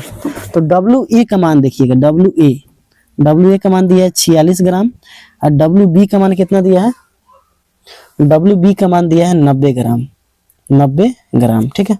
अणु भार बताइए, तो C2H5OH का अणु भार होता है 46, Ma का मान कितना होता है 46, कितनी बार बता चुके हैं, ठीक है ना। और जल का कितना होता है, तो जल की अगर बात किया जाए, Mb, तो Mb का मान कितना होगा, Mb का मान हो जाएगा 18, ठीक है। बहुत बार क्वेश्चन करा चुके हैं। अब इसका निकालना है मोल, क्या निकालना है, मोल। तो Na का मान क्या हो जाएगा, भार बटे अणु भार, भार कितना है 46, ये भी कितना है 46, घटा दीजिए कितना आ जाएगा 1, कितना आ जाएगा 1। Nb निकालिए तो कितना हो जाएगा, ये 90, भार है 90 और अणु भार है 18, घटाएंगे तो कितना आ जाएगा 5। अब आपसे पूछा है कि एथाइल अल्कोहल का यानी XA का मान बताइए, है ना, यानी एथाइल अल्कोहल का मोल प्रभाव बताइए। तो एथाइल अल्कोहल का मोल Na बटा Na प्लस Nb, Na का मान कितना है 1 और 1 + 5 कर देंगे, ठीक है ना, क्योंकि कुल मोल कितना हो जाएगा 6, तो 1/6 का मतलब कितना होता है 0.6 एकम 6, 0.16 लगभग है ना, 0.16 हमारा आंसर हो जाएगा। अब ऑप्शन देख लेते हैं, 0.1 लगभग में अगर इसका आंसर दिया जाए तो ये हो जाएगा आपका 0.1, है ना, 0.1। अगला सवाल देख लेते हैं, अगला सवाल क्या कर रहा है, कह रहा है कि एक मिश्रण में दो गैसें ऑक्सीजन और नाइट्रोजन का मोल अनुपात दिया है 1:4। तो नाइट्रोजन का मोल प्रभाव बताइए, बहुत ही आसान सवाल, XN2 निकालना है हमको, ठीक है ना, नाइट्रोजन का मोल प्रभाव। तब देखिए नाइट्रोजन का मोल कितना है, ऑक्सीजन का तो 1 है और नाइट्रोजन का 4 है, ठीक है ना। तो नाइट्रोजन का 4 है, इसका मतलब इसको कैसे निकालेंगे, नाइट्रोजन का 4 है तो नाइट्रोजन के मोल को ऊपर रखेंगे, बाकी कुल मोल, तो 4 1 5, कितना हो जाएगा 0.8 ऑप्शन में है, ऑप्शन नंबर सी। अगला सवाल देख लेते हैं, अगला सवाल कह रहा है किसी बिलियन के सभी अवयव का मोल प्रभाव का योग हमेशा कितना होता है, तो हमेशा कितना होता है 1 होता है, कितना होता है 1। बहुत ही इजी सवाल था ये। अगला क्वेश्चन देखिएगा, कह रहा है कि 18 gram glucose 18 gram glucose C6H12O6 को 178.2 ग्राम जल में घोला गया तो इस जलीय विलयन में ग्लूकोज का मोल प्रभाव ज्ञात कीजिए। बहुत ही अच्छा सवाल है, ठीक है ना। अब थोड़ा ग्लूकोज के बात करें तो सबसे पहले देखिएगा, हम इसका पहले ग्लूकोज का भार देख लेते हैं ना, इसको बनाते हैं। बहुत अच्छा सवाल है ना, बनाते हैं इसको। देखिए दो चीजें दी हुई है, ठीक है। एक दिया हुआ है दोस्तों ग्लूकोज, क्या दिया हुआ है, ग्लूकोज, और क्या दिया है, ग्लूकोज का सूत्र है C6H12O6, ठीक है। और क्या दिया हुआ है, और आपको दिया हुआ है जल, जल दिया हुआ है, जल, जिसका फार्मूला होता है H2O, H2O। इसको हमने क्या माना A और इसको हमने क्या माना B, ऐसे ही बना रहे थे, ठीक है ना। अब हम निकालते हैं भार कितना दिया है, तो भार की बात किया जाए, भार तो WA कितना दिया है देख लेते हैं। तो ग्लूकोज का भार दिया है 178.2 ग्राम और जल 18 ग्राम ग्लूकोज को 178.2 ग्राम जल में घोला गया। अच्छा, यानी 18 ग्राम ग्लूकोज है ना, ग्लूकोज कितना है 18 ग्राम और ये कितना है WB 178.2 है, ठीक है। अब देखिएगा यहाँ पे, अब इसका अणु भार निकालते हैं, अणु भार। तो कैसे निकालोगे, देखो अणु भार, कार्बन का होता है कितना 6, कार्बन है 6 गो और कार्बन का होता है 12, प्लस हाइड्रोजन का होता है 1 और हाइड्रोजन है 12, प्लस ऑक्सीजन का होता है 16 और है 6। इसको जोड़ दो अब, तो 12 छक्के 72, 12 छक्के 72, 12 16 छक्के 96, जोड़ेंगे इसको तो कितना हो जाएगा 180, कितना हो जाएगा 180 ग्राम पर मोल, ठीक है। अच्छा, ये आपका हो गया MA का मान है ना, MB का मान जल का तो आपको याद ही करवा दिए हैं, कितना होता है 18, कितना होता है 18, ठीक है। अब देखिएगा, अब हम निकालते हैं इसका मोल, यानी Na का मान निकालते हैं, Na। तो Na का मान कैसे निकालेंगे, भार बटे अणुभार, भार कितना है इसका 18, यानी ये आपका है 18 और ये आपका 180, तो इसको कितना हो जाएगा 1/10, 18 एकम 18, 18 दाम में 10, ये हो गया 0.1। अब NB निकालिए, ठीक है ना, NB निकालिए, ठीक है। तो NB कितना है, अब देखिए इसका कितना दिया है 178, भार दिया है 178.2, तो यहाँ हो जाएगा 178.2 और भाग देंगे हम 18 से, ठीक है। तो 18 एकम 18 से भाग देते हैं तो कितना हो जाएगा। अब यहाँ पे देखिएगा कि इसको जब भाग देंगे तो आएगा 9.9, ठीक है, 9.9, ठीक, बात समझ में आ रहा है, 9.9 आ जाएगा, ठीक है ना, 9.9, यहाँ तक क्लियर है। अब देखिए, अब हमसे क्या पूछा गया है, हमसे पूछा कि ग्लूकोज का मोल प्रभाव, तो ग्लूकोज का मोल प्रभाव निकाल लेते हैं। ग्लूकोज का मोल पता चलिए गया है और विलायक का मोल पता चलिए गया है, यानी x, ध्यान से देखिएगा, XA का मान हमसे पूछा है, यही तो A को हमने क्या माना है, ग्लूकोज, ग्लूकोज को A माना है, तो XA का मान निकालना है अगर, तो हो जाएगा Na बटा Na प्लस NB, ठीक है। Na का मान कितना है 0.1 और इसको जोड़ेंगे 0.1 प्लस 9.9, जब इसको जोड़िएगा तो ये हो जाएगा 0.1 भागे 9.9 में इसको जोड़ेंगे तो कितना हो जाएगा लगभग 10, कितना हो जाएगा 10। जब इसको भाग दोगे तो देखो यहाँ पे 0.0, अब दशमलव कितने अंकों के बाद आएगा, देखो 0 है ना नीचे, एक पर एक 0 है तो एक अंक छोड़ के, यानी दशमलव पहले एक अंक के बाद था, अब 2 अंकों पे आ जाएगा तो 0.01। अब हमारा आंसर देख लेते हैं 0.01, जहां भी मिलेगा उसको मारिए ऑप्शन में, आगे बढ़ते हैं। तो मिल गया आपको है ना, कहाँ मिला 0.01 मिल गया ना, ऑप्शन नंबर बी एकदम सही है। इस तरह से इस सवाल को आप बना सकते हैं। अगर आपको नहीं समझ में आया तो वीडियो को फिर से पीछे करके बैक करके देख लीजिएगा, ठीक है। अगला क्वेश्चन देखिएगा, बहुत ही इंपॉर्टेंट है, कह रहा है कि एक बाइनरी बिलियन, 2 अवयव वाला बिलियन। बाइनरी बिलियन का मतलब ये होता है कि उसमें घटकों की संख्या कितनी होती है 2, ठीक है ना। इस एक यदि विलय का मोल प्रभाव 0.2 है तो विलायक का पूछा है, बहुत ही आसान सवाल है, 1 माइनस 0.2 कर देंगे तो कितना हो जाएगा 0.8, ऑप्शन नंबर बी, आप मार देंगे, आगे बढ़ेंगे। अगला क्वेश्चन क्या कर रहा है, 40 ग्राम NaOH, जिसका अणु भार 40 से 54 ग्राम जल 18 ग्राम में घोला गया तो NaOH का मोल प्रभाव क्या है, NaOH का मोल प्रभाव, बहुत ही आसान सवाल है। अच्छा देखिएगा, अगर NaOH की मोल की बात करें हम, मोल यानी NaOH का मोल की बात किया जाए तो भार बटे अणुभार, भार कितना है देखिए 40, तो यहाँ रख दीजिए 40, ऑब्जेक्टिव है तो ऑब्जेक्टिव के तरीका से बनाना भी आना चाहिए, और अणुभार कितना है 40, कितना हो जाएगा 1, ठीक है। अच्छा NB निकालिए, तो NB जल के लिए NB NB का मान निकालिए। तो भार कितना है जल का? जल का भार है 54, तो यहाँ लिख दीजिए 54। अच्छा NB मतलब यहाँ पे आप ये ऐसे लिख सकते हो, थोड़ा सा इसको आप H2O लिख सकते हो, ठीक है, जल का मोल। अब इसका कितना दिया है अणु भार 18, कितना हो जाएगा 3। अब जल का मोल पता चल गया 3 और NaOH का मोल पता चल गया 1। हमको क्या निकालना है? मोल प्रभाज XNaOH निकालना है। क्या निकालना है? XNaOH। तो XNaOH यानी NaOH के मोल को ऊपर रखेंगे तो NaOH का मोल कितना है 1 और कुल मोल कितना हो जाएगा 1 3 + 1 यानी 3 + 1 तो हो जाएगा 1/4। 1/4 देखिए कहाँ है? Option number B. आगे बढ़ जाइए। इस क्वेश्चन को हम ऐसे ही बना सकते हैं जल्दी में, ठीक है।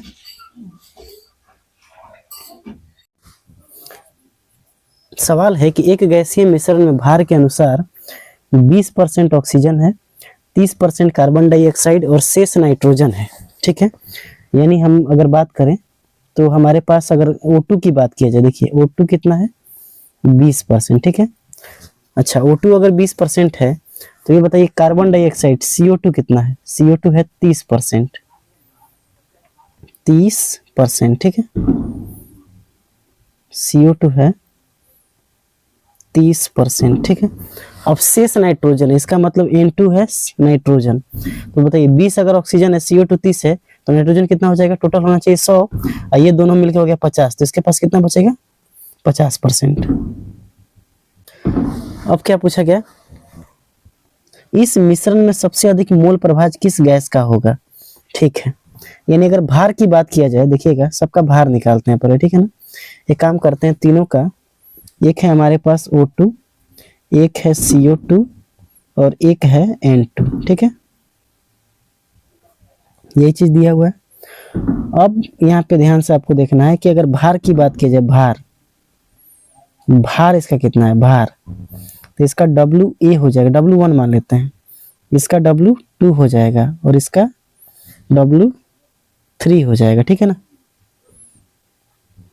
W3 हो जाएगा। W1 की बात किया जाए तो देखिएगा W1 यानी इसका भार 20% है, मतलब कहने का मतलब है कि भार के अनुसार ये कितना है 20 है। CO2 कितना है 30 है, तो पहले इसको लिखते हैं, ये 20 है, ये 30 है, तो ये 30 हो गया, तो 20 30 50, तो ये कितना बचेगा 50, ठीक है। अब देख लेते हैं हम इसका कि जो इसका O2 का अणु भार कितना होगा, सबका अणु भार लिखते हैं ना, भार तो हो गया, अब अणु भार की बारी आ गया, तो अणु भार लिखते हैं, अणु भार को दिखाते हैं M1 से। M1 कितना हो जाएगा? O2 का हो जाएगा 16, 2 गो है तो 16 दूना 32। CO2 कितना हो जाएगा? M3 हो जाएगा 44, ठीक है। कार्बन का कितना होता है 12, ऑक्सीजन का हो जाएगा 16 और 2 गो है तो 16 दूना 32 और 12 जोड़ेंगे तो 44। नाइट्रोजन का कितना हो जाएगा? M3 हो जाएगा आपका 28, ठीक है। अब सबका निकालते हैं मोल निकालते हैं, Na निकालते हैं, N1 निकालते हैं, तो N1 कितना हो जाएगा 20/32, 20/32। इसको घटा दिया जाए तो 4 से घटाएंगे तो 4 × 5 = 20 और 4 × 8 = 32, 5/8 कितना हो जाएगा? 5/8 हो जाएगा, है ना। 5/8 का मतलब क्या हो गया? अगर 8 में 5 से भाग देते हैं तो कितना हो जाएगा? ये लगभग में, ये आपका लगभग में हो जाएगा 8, 0 पॉइंट भाग दीजिएगा 0.8 6 के 48, 8 6 के 48 और 2 8 दूना 16 और फिर 8 × 40, 0.624।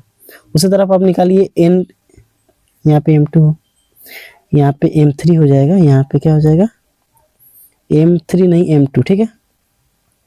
अब N1 का मान हो गया। अब सेम टू सेम आपको क्या करना है, अब आपको निकालना है N2 का मान। यहाँ निकालते हैं N2 का मान, N2 बराबर तो क्या हो जाएगा? W1/W2/M2। W2 का मान कितना है देखिएगा, W2 की मान अगर W2 की बात किया जाए तो W2 है 30, W2 है 30 और M2 है 44, तो 30/44, यहाँ कितना हो जाएगा? 30/44, ठीक है। 30/44 कटाएंगे इसको तो कितना हो जाएगा? ये हो जाएगा 15 और ये हो जाएगा 22। और जब 15 में 22 से भाग दीजिएगा तो 22 से कम 0, यहाँ पे 22 7 154 यानी 6 मार्क में चला जाएगा। 22 7 154, 22 7 154 की बात किया, जब भाग देते हैं इसको, देखिए भाग देते हैं, भाग देना पड़ेगा इसको, 22 में आप भाग दे रहे हो 15 से, ठीक है, तो 0 मर्त में जाएगा, यहाँ पे 0 है ना, पॉइंट 22 7 154 ज़्यादा हो जाएगा, तो 22 छके 132, आप घटाएंगे तो हो जाएगा 8, यहाँ कितना हो जाएगा, यहाँ हो जाएगा 4, 4 में से 3 गया 1, अब 0, 22 7 22 8 22 नवा, 22 नवा की बात करेंगे तो 9 दूना 18 ज़्यादा हो जाएगा, तो 7 मर्त में जाएगा, तो 0.67 लगभग कितना हो जाएगा ये 0.67, तो यहाँ लिख देते हैं, यहाँ लिखते हैं 0.67, तो यहाँ N2 का मान कितना हो जाएगा 0.67, ठीक है। अब उसी तरह N3 का मान निकालते हैं, तो N3 का फॉर्मूला क्या हो जाएगा, N3 बराबर हो जाएगा W3 बटे M3, भार बटे अणुभार, भार बटे अणुभार। W3 का मान कितना है, तो W3 का मान है 50 और M3 का मान कितना है 28, W3 का मान है 50 और M3 का मान है 28, इसको कटाएंगे तो हो जाएगा कितना 25, ये हो जाएगा 14, अब 14 एकम 14, ठीक है, 14 में 25 से भाग देते हैं, 14 में जैसे ही 25 से भाग देंगे आप लोग, 14 में भाग दीजिएगा 25 से, तो 14 एकम 14, यहाँ कितना हो जाएगा 11.0, 14 पे 7 84, 14 7 98, 14 7 98, 1.7 लगभग ये मान हो जाएगा, 1.7 लगभग में क्या हो जाएगा ये मान हो जाएगा। चलिए अब हमसे क्या पूछा है,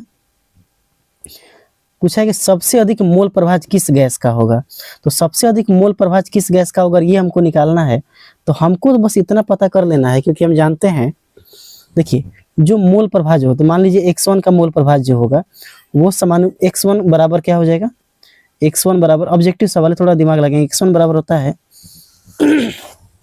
x1 बराबर क्या हो जाएगा N1 बटे N1 plus N2 plus N3, यही होगा।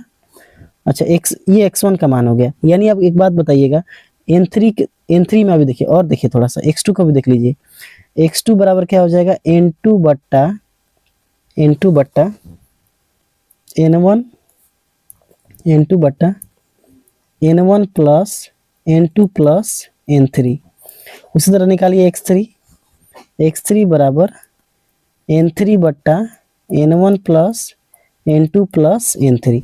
आप ध्यान से देख रहे हैं तीनों में, तो तीनों में आपको कुल मोलों की संख्या तीनों में बराबर है ना, इसका मतलब जिस गैस का मोल ज़्यादा होगा, जिस गैस का मोल ज़्यादा होगा उसका मोल प्रभाज भी ज़्यादा होगा, यानी अगर एक जिसका x ज़्यादा होगा, x ज़्यादा मतलब मोल प्रभाज ज़्यादा, मोल प्रभाज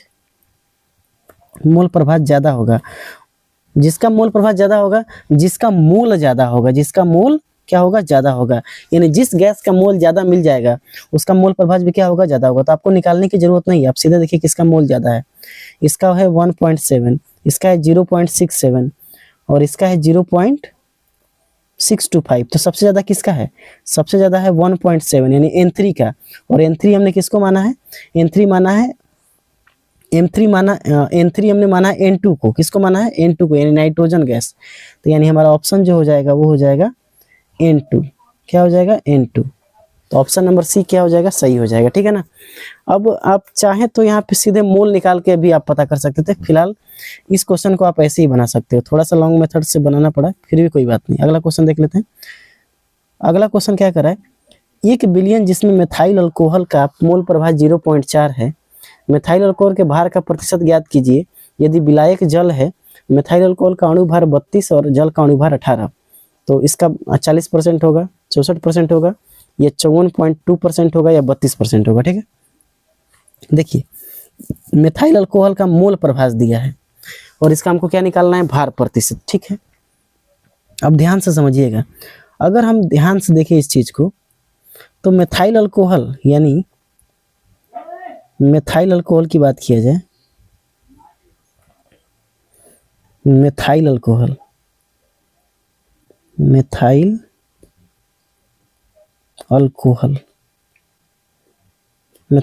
की बात किया जाए ना, तो मेथाइल अल्कोहल का कितना दिया है, इसका दिया है मोल प्रभाव 0.4।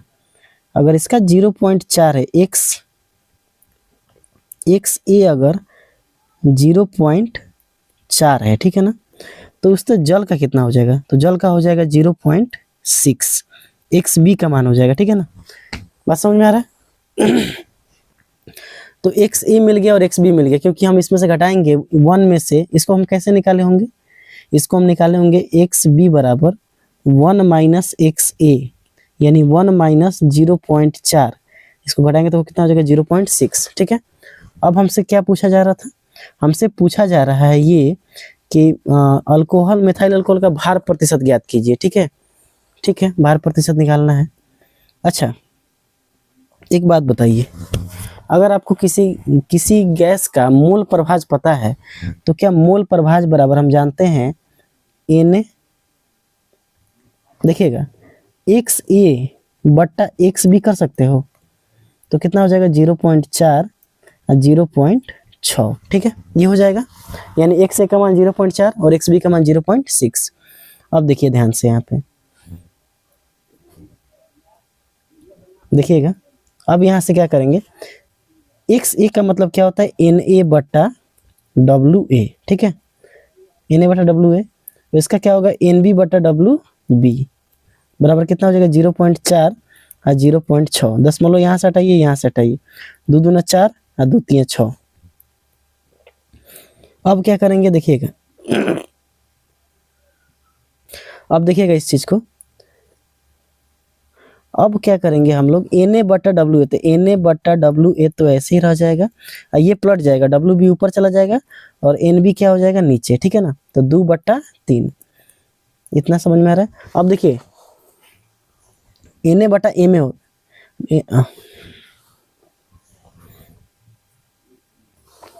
देखिएगा यहाँ से थोड़ा सा मिस्टेक हो गया था, यानी देखिएगा यहाँ पे हमको क्या करना है, हम चाहते हैं कि केवल भार निकल जाए, है ना, भार का अनुपात निकल जाए। अगर भार का अनुपात निकल जाएगा तो उसका आराम से परसेंटेज निकाल सकते हैं।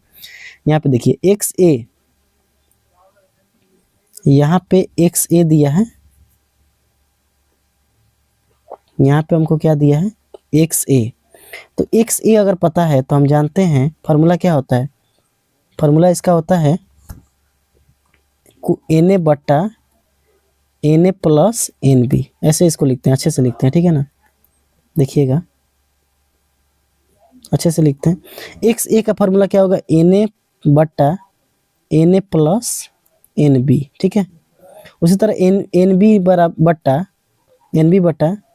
एन ए प्लस एन बी, ऐसे लिख सकते हैं। इसको हम ऐसे लिखेंगे, बोलो लिख सकते हैं कि नहीं। अब बराबर कितना हो जाएगा, बराबर हो जाएगा 0.4 और 0.6, यहाँ से दशमलव उठाइए, यहाँ से दशमलव उठाइए, ये 2 दूना 4, 2 तीन 6। अब देखिए एन ए प्लस बी ये कट जाएगा। ठीक है ना, अब क्या हो जाएगा यहाँ से, अब आपका आ जाएगा एन ए बट्टा एन ए बट्टा एन बी बराबर 2/3। अब एन ए का फार्मूला क्या होता है, एन ए का फार्मूला होता है, देखिए मोल है तो भार बटे अणुभार, यानी डब्ल्यू ए बट्टा एम बी, यहाँ कितना हो जाएगा डब्ल्यू बी बट्टा एम बी बराबर कितना हो जाएगा 2/3। अब आपको क्या करना है, देखिए यहाँ पे, अब डब्ल्यू ए आपको पता चल गया है ना, तो डब्ल्यू ए बट्टा एम बी तो ऐसे ही रह जाएगा गुणे, अब ये एम बी नहीं एम ए होगा ना, यहाँ पे क्या होगा एम ए, यहाँ हो जाएगा एम ए, यहाँ भी क्या होगा एम ए। ठीक है ना, एम ए हो जाएगा एम ए, अब ये एम बी चला जाएगा ऊपर और यहाँ आ जाएगा डब्ल्यू बी बराबर कितना हो जाएगा 2/3। ठीक है, अब डब्ल्यू ए का मान, डब्ल्यू ए को ऐसे रन दीजिए, डब्ल्यू बी को यहाँ ऐसे रन दीजिए। ठीक है, अब एम बी का मान कितना है, एम बी को उधर भेजिए, हम एम बी को भेज रहे हैं उधर। ठीक है ना, तो जैसे ही एम बी को उधर भेजेंगे तो देखिए एम बी इधर किस में है, ऊपर है ना, तो इधर आ जाएगा नीचे, तो यहाँ आ जाएगा नीचे, और इधर ये नीचे है तो चला जाएगा ऊपर, यानी एम ए क्या हो जाएगा एम ए। अब बताइए डब्ल्यू ए बट्टा डब्ल्यू बी बराबर 2/3 एम ए बट्टा एम बी। ठीक है, अब एम ए का मान बताइए, एम ए का मान, यानी एम ए मतलब क्या है, एम ए का मतलब है मिथाइल अल्कोहल, है ना, तो मिथाइल अल्कोहल का दिया है अणुभार 32 और जल का कितना होता है 18, तो यहाँ रख देते हैं, यहीं पे आप रख देंगे। ठीक है ना, देखिएगा ध्यान से, क्वेश्चन बहुत इंपॉर्टेंट है। ठीक है ना, डब्ल्यू ए बटा डब्ल्यू बी, ठीक है, बराबर, अब क्या करेंगे 2/3 गुणे एम ए का मान कितना था, एम ए मतलब मेथाइल अल्कोहल, तो मेथाइल अल्कोहल कितना हो जाएगा, मेथाइल अल्कोहल था 32 और ये कितना था 18, ठीक है। मेथाइल अल्कोहल कितना था 32, ये कितना था 18, देख लीजिए एक बार, मेथाइल अल्कोहल है 32 और जल का कितना है 18, यहाँ रख दीजिए। अब बस यहाँ से आपको सॉल्व कर देना है, ठीक है ना। तो देखिए 2 नवा 18, अब तो कटेगा नहीं, तो डब्ल्यू ए बटा डब्ल्यू बी बराबर कितना हो जाएगा 32/27। तो कुल भार कितना हो जाएगा, डब्ल्यू टोटल कितना हो जाएगा, तो दोनों को जोड़ देंगे, 7 2 9 और 59, ठीक है। अब आपको मेथाइल अल्कोहल का परसेंटेज निकालना है ना, यानी डब्ल्यू ए का परसेंटेज, डब्ल्यू ए का परसेंटेज आपको निकालना है, डब्ल्यू ए बराबर क्या हो जाएगा, तो ये हो जाएगा आपका डब्ल्यू ए का भार कितना है 32 और कुल भार कितना है 59, गुणा कर देंगे 100 से, ठीक है। अब यहाँ से आप लगभग आप मान निकालिएगा, देखिए ध्यान समझिएगा, ये हो गया 3200, इसको मान लीजिए 60, क्या मान लीजिए 60, तो 60 मानेंगे तो इसी से कट जाएगा, 6 5 30, 6 5 30, 6 3 18, 6 3 53 पॉइंट समथिंग ये आंसर आएगा। अब जरा देख लेते हैं 53 पॉइंट समथिंग, 53 के करीब जो ऑप्शन होगा, यानी 53 के आसपास जो ऑप्शन होगा, 53 के आसपास जो ऑप्शन होगा वो ऑप्शन नंबर सी हो जाएगा, ठीक है। इस क्वेश्चन का क्या आंसर हो जाएगा, ऑप्शन नंबर सी। 53 के आसपास जो ऑप्शन होगा 54, वही आपका क्या हो जाएगा आंसर। आप इसको भाग दे के देख लीजिएगा, यही आपको मिलेगा, ठीक है ना। तो इस तरह इस सवाल को बना सकते हैं। इस सवाल में एक चीज आप ध्यान रखिएगा, जब भी इस तरह का सवाल पूछा जाए तो आप कुछ मत कीजिएगा, आपको एक शॉर्ट ट्रिक बताते हैं, ठीक है ना। आप क्या करना, डब्ल्यू ए बटे डब्ल्यू बी बराबर है ना, डब्ल्यू बटे डब्ल्यू बी बराबर क्या निकाल देना, कितना इसका अनुपात है, तो 0.4, फार्मूला समझिएगा, इसका एक फार्मूला आपको समझाते हैं, ठीक है ना। इसका फार्मूला क्या है, देखिए यहीं से एक फार्मूला जनरेट कर देते हैं, ठीक है ना। फार्मूला इसका ये है दोस्तों कि आप क्या करोगे, डब्ल्यू ए बटा डब्ल्यू बी बराबर फार्मूला लिखोगे एक्स ए बटे एक्स बी गुणे एम ए बटे एम बी, बस ये आपको याद रखना है। एक लाइन में ये सवाल आपका बन जाएगा। देखिए डब्ल्यू ए का मान कितना है, डब्ल्यू ए और डब्ल्यू बी, ये इसी का अनुपात आपको निकालना है, ठीक है ना। तो एक्स ए का कितना है 0.4, ये कितना है 0.6, एम ए का मान कितना है 32, ये कितना है 18, इसी को निकालने के लिए हम लोग उतना दिमाग लगाए थे, ठीक है ना। तो ये कितना हो जाएगा 2, ये हो जाएगा 3, ठीक है, 2 9 18, तो कितना आ गया 32/27। तो इस तरह आप कुल भार निकाल सकते हो ना। तो डब्ल्यू टी कितना हो जाएगा, डब्ल्यू टी हो जाएगा 32 प्लस 27, तो जोड़ देंगे कितना हो जाएगा 59, ठीक है। तो आप डब्ल्यू ए का परसेंटेज निकाल दीजिए, डब्ल्यू ए परसेंटेज, तो डब्ल्यू ए बटे डब्ल्यू टी गुणे क्या कर देंगे 100, तो डब्ल्यू ए का मान कितना है, डब्ल्यू ए का मान है 32, कुल है 59, गुणा कर देंगे 100 से, तो लगभग 54% के ये 54 पॉइंट समथिंग ये आंसर आ जाएगा, ठीक है। तो आपको ये ऑप्शन इस तरह से आप इस सवाल को बनाएंगे तो जल्दी बना देंगे, ठीक है ना। 54.2 आपका क्या हो जाएगा, एकदम बिल्कुल सही जवाब हो जाएगा, ठीक है। तो इस तरह से भी आप इस सवाल को जल्दी बना सकते थे। चलिए अगला सवाल देखिए क्या कर रहा है। अगला सवाल ये है कि एक मोलल जलीय विलयन में विलय का मोल प्रभाज कितना होगा। ये भी बहुत खतरनाक क्वेश्चन। सवाल नंबर 10 को देखते हैं। कह रहा है एक मोलल जलीय विलयन में विलय का मोल प्रभाज क्या होगा। ऑप्शन है 0.0177, 0.177, 0.034, 0.55, ठीक है। इस सवाल को बनाने में बहुत ही इंपॉर्टेंट है ये सवाल है। अगर ऐसे सवाल पूछे जाते हैं तो समझ के चलिए कि वो क्वेश्चन बहुत ही हाई लेवल के हैं ना। तो आइए देखते हैं इस सवाल को कैसे बनाया जाएगा, ठीक है ना। देखिए एक मोलल जलीय विलयन है, ध्यान से समझिएगा, एक मोलल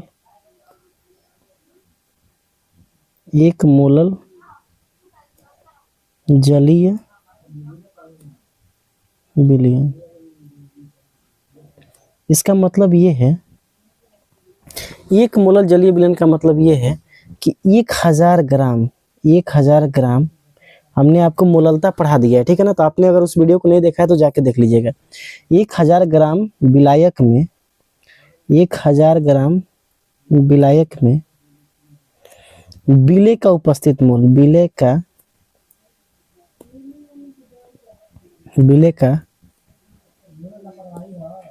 का उपस्थित उपस्थित मोल, ठीक है। और विलय का उपस्थित मोल है कितना, तो 1, तो यानी 1 मोल उपस्थित है, यानी 1000 ग्राम विलायक में मोल विलय का कितना मोल है, 1 मोल। अब बस हो गया आपका काम, इतना ही आपको जानकारी काम का था। इतना अगर आप समझ गए तो आपको इस सवाल बनाने में कोई दिक्कत नहीं होगा। अब आपको क्या करना है, देखिए आपको एक बात समझिएगा, आपको विलय का मोल पता चल गया है, यानी आपको विलय का मोल कितना है वो पता चल गया है, ठीक है ना। यानी Na की बात किया जाए, हम विलय को A मानते हैं, तो Na का मान आपको पता चल गया है। बस आपको Nb का मान निकालना है, Nb। अगर ये Nb आप निकालने में सफल हो जाते हैं तो ऑटोमेटिकली आप मोल प्रभाज को क्या कर देंगे, फाइंड कर लेंगे, ठीक है ना। लेकिन हाँ, Nb के बारे में एक जानकारी है हमारे पास, विलायक का जो भार है वो Wb, ये हमको पता है।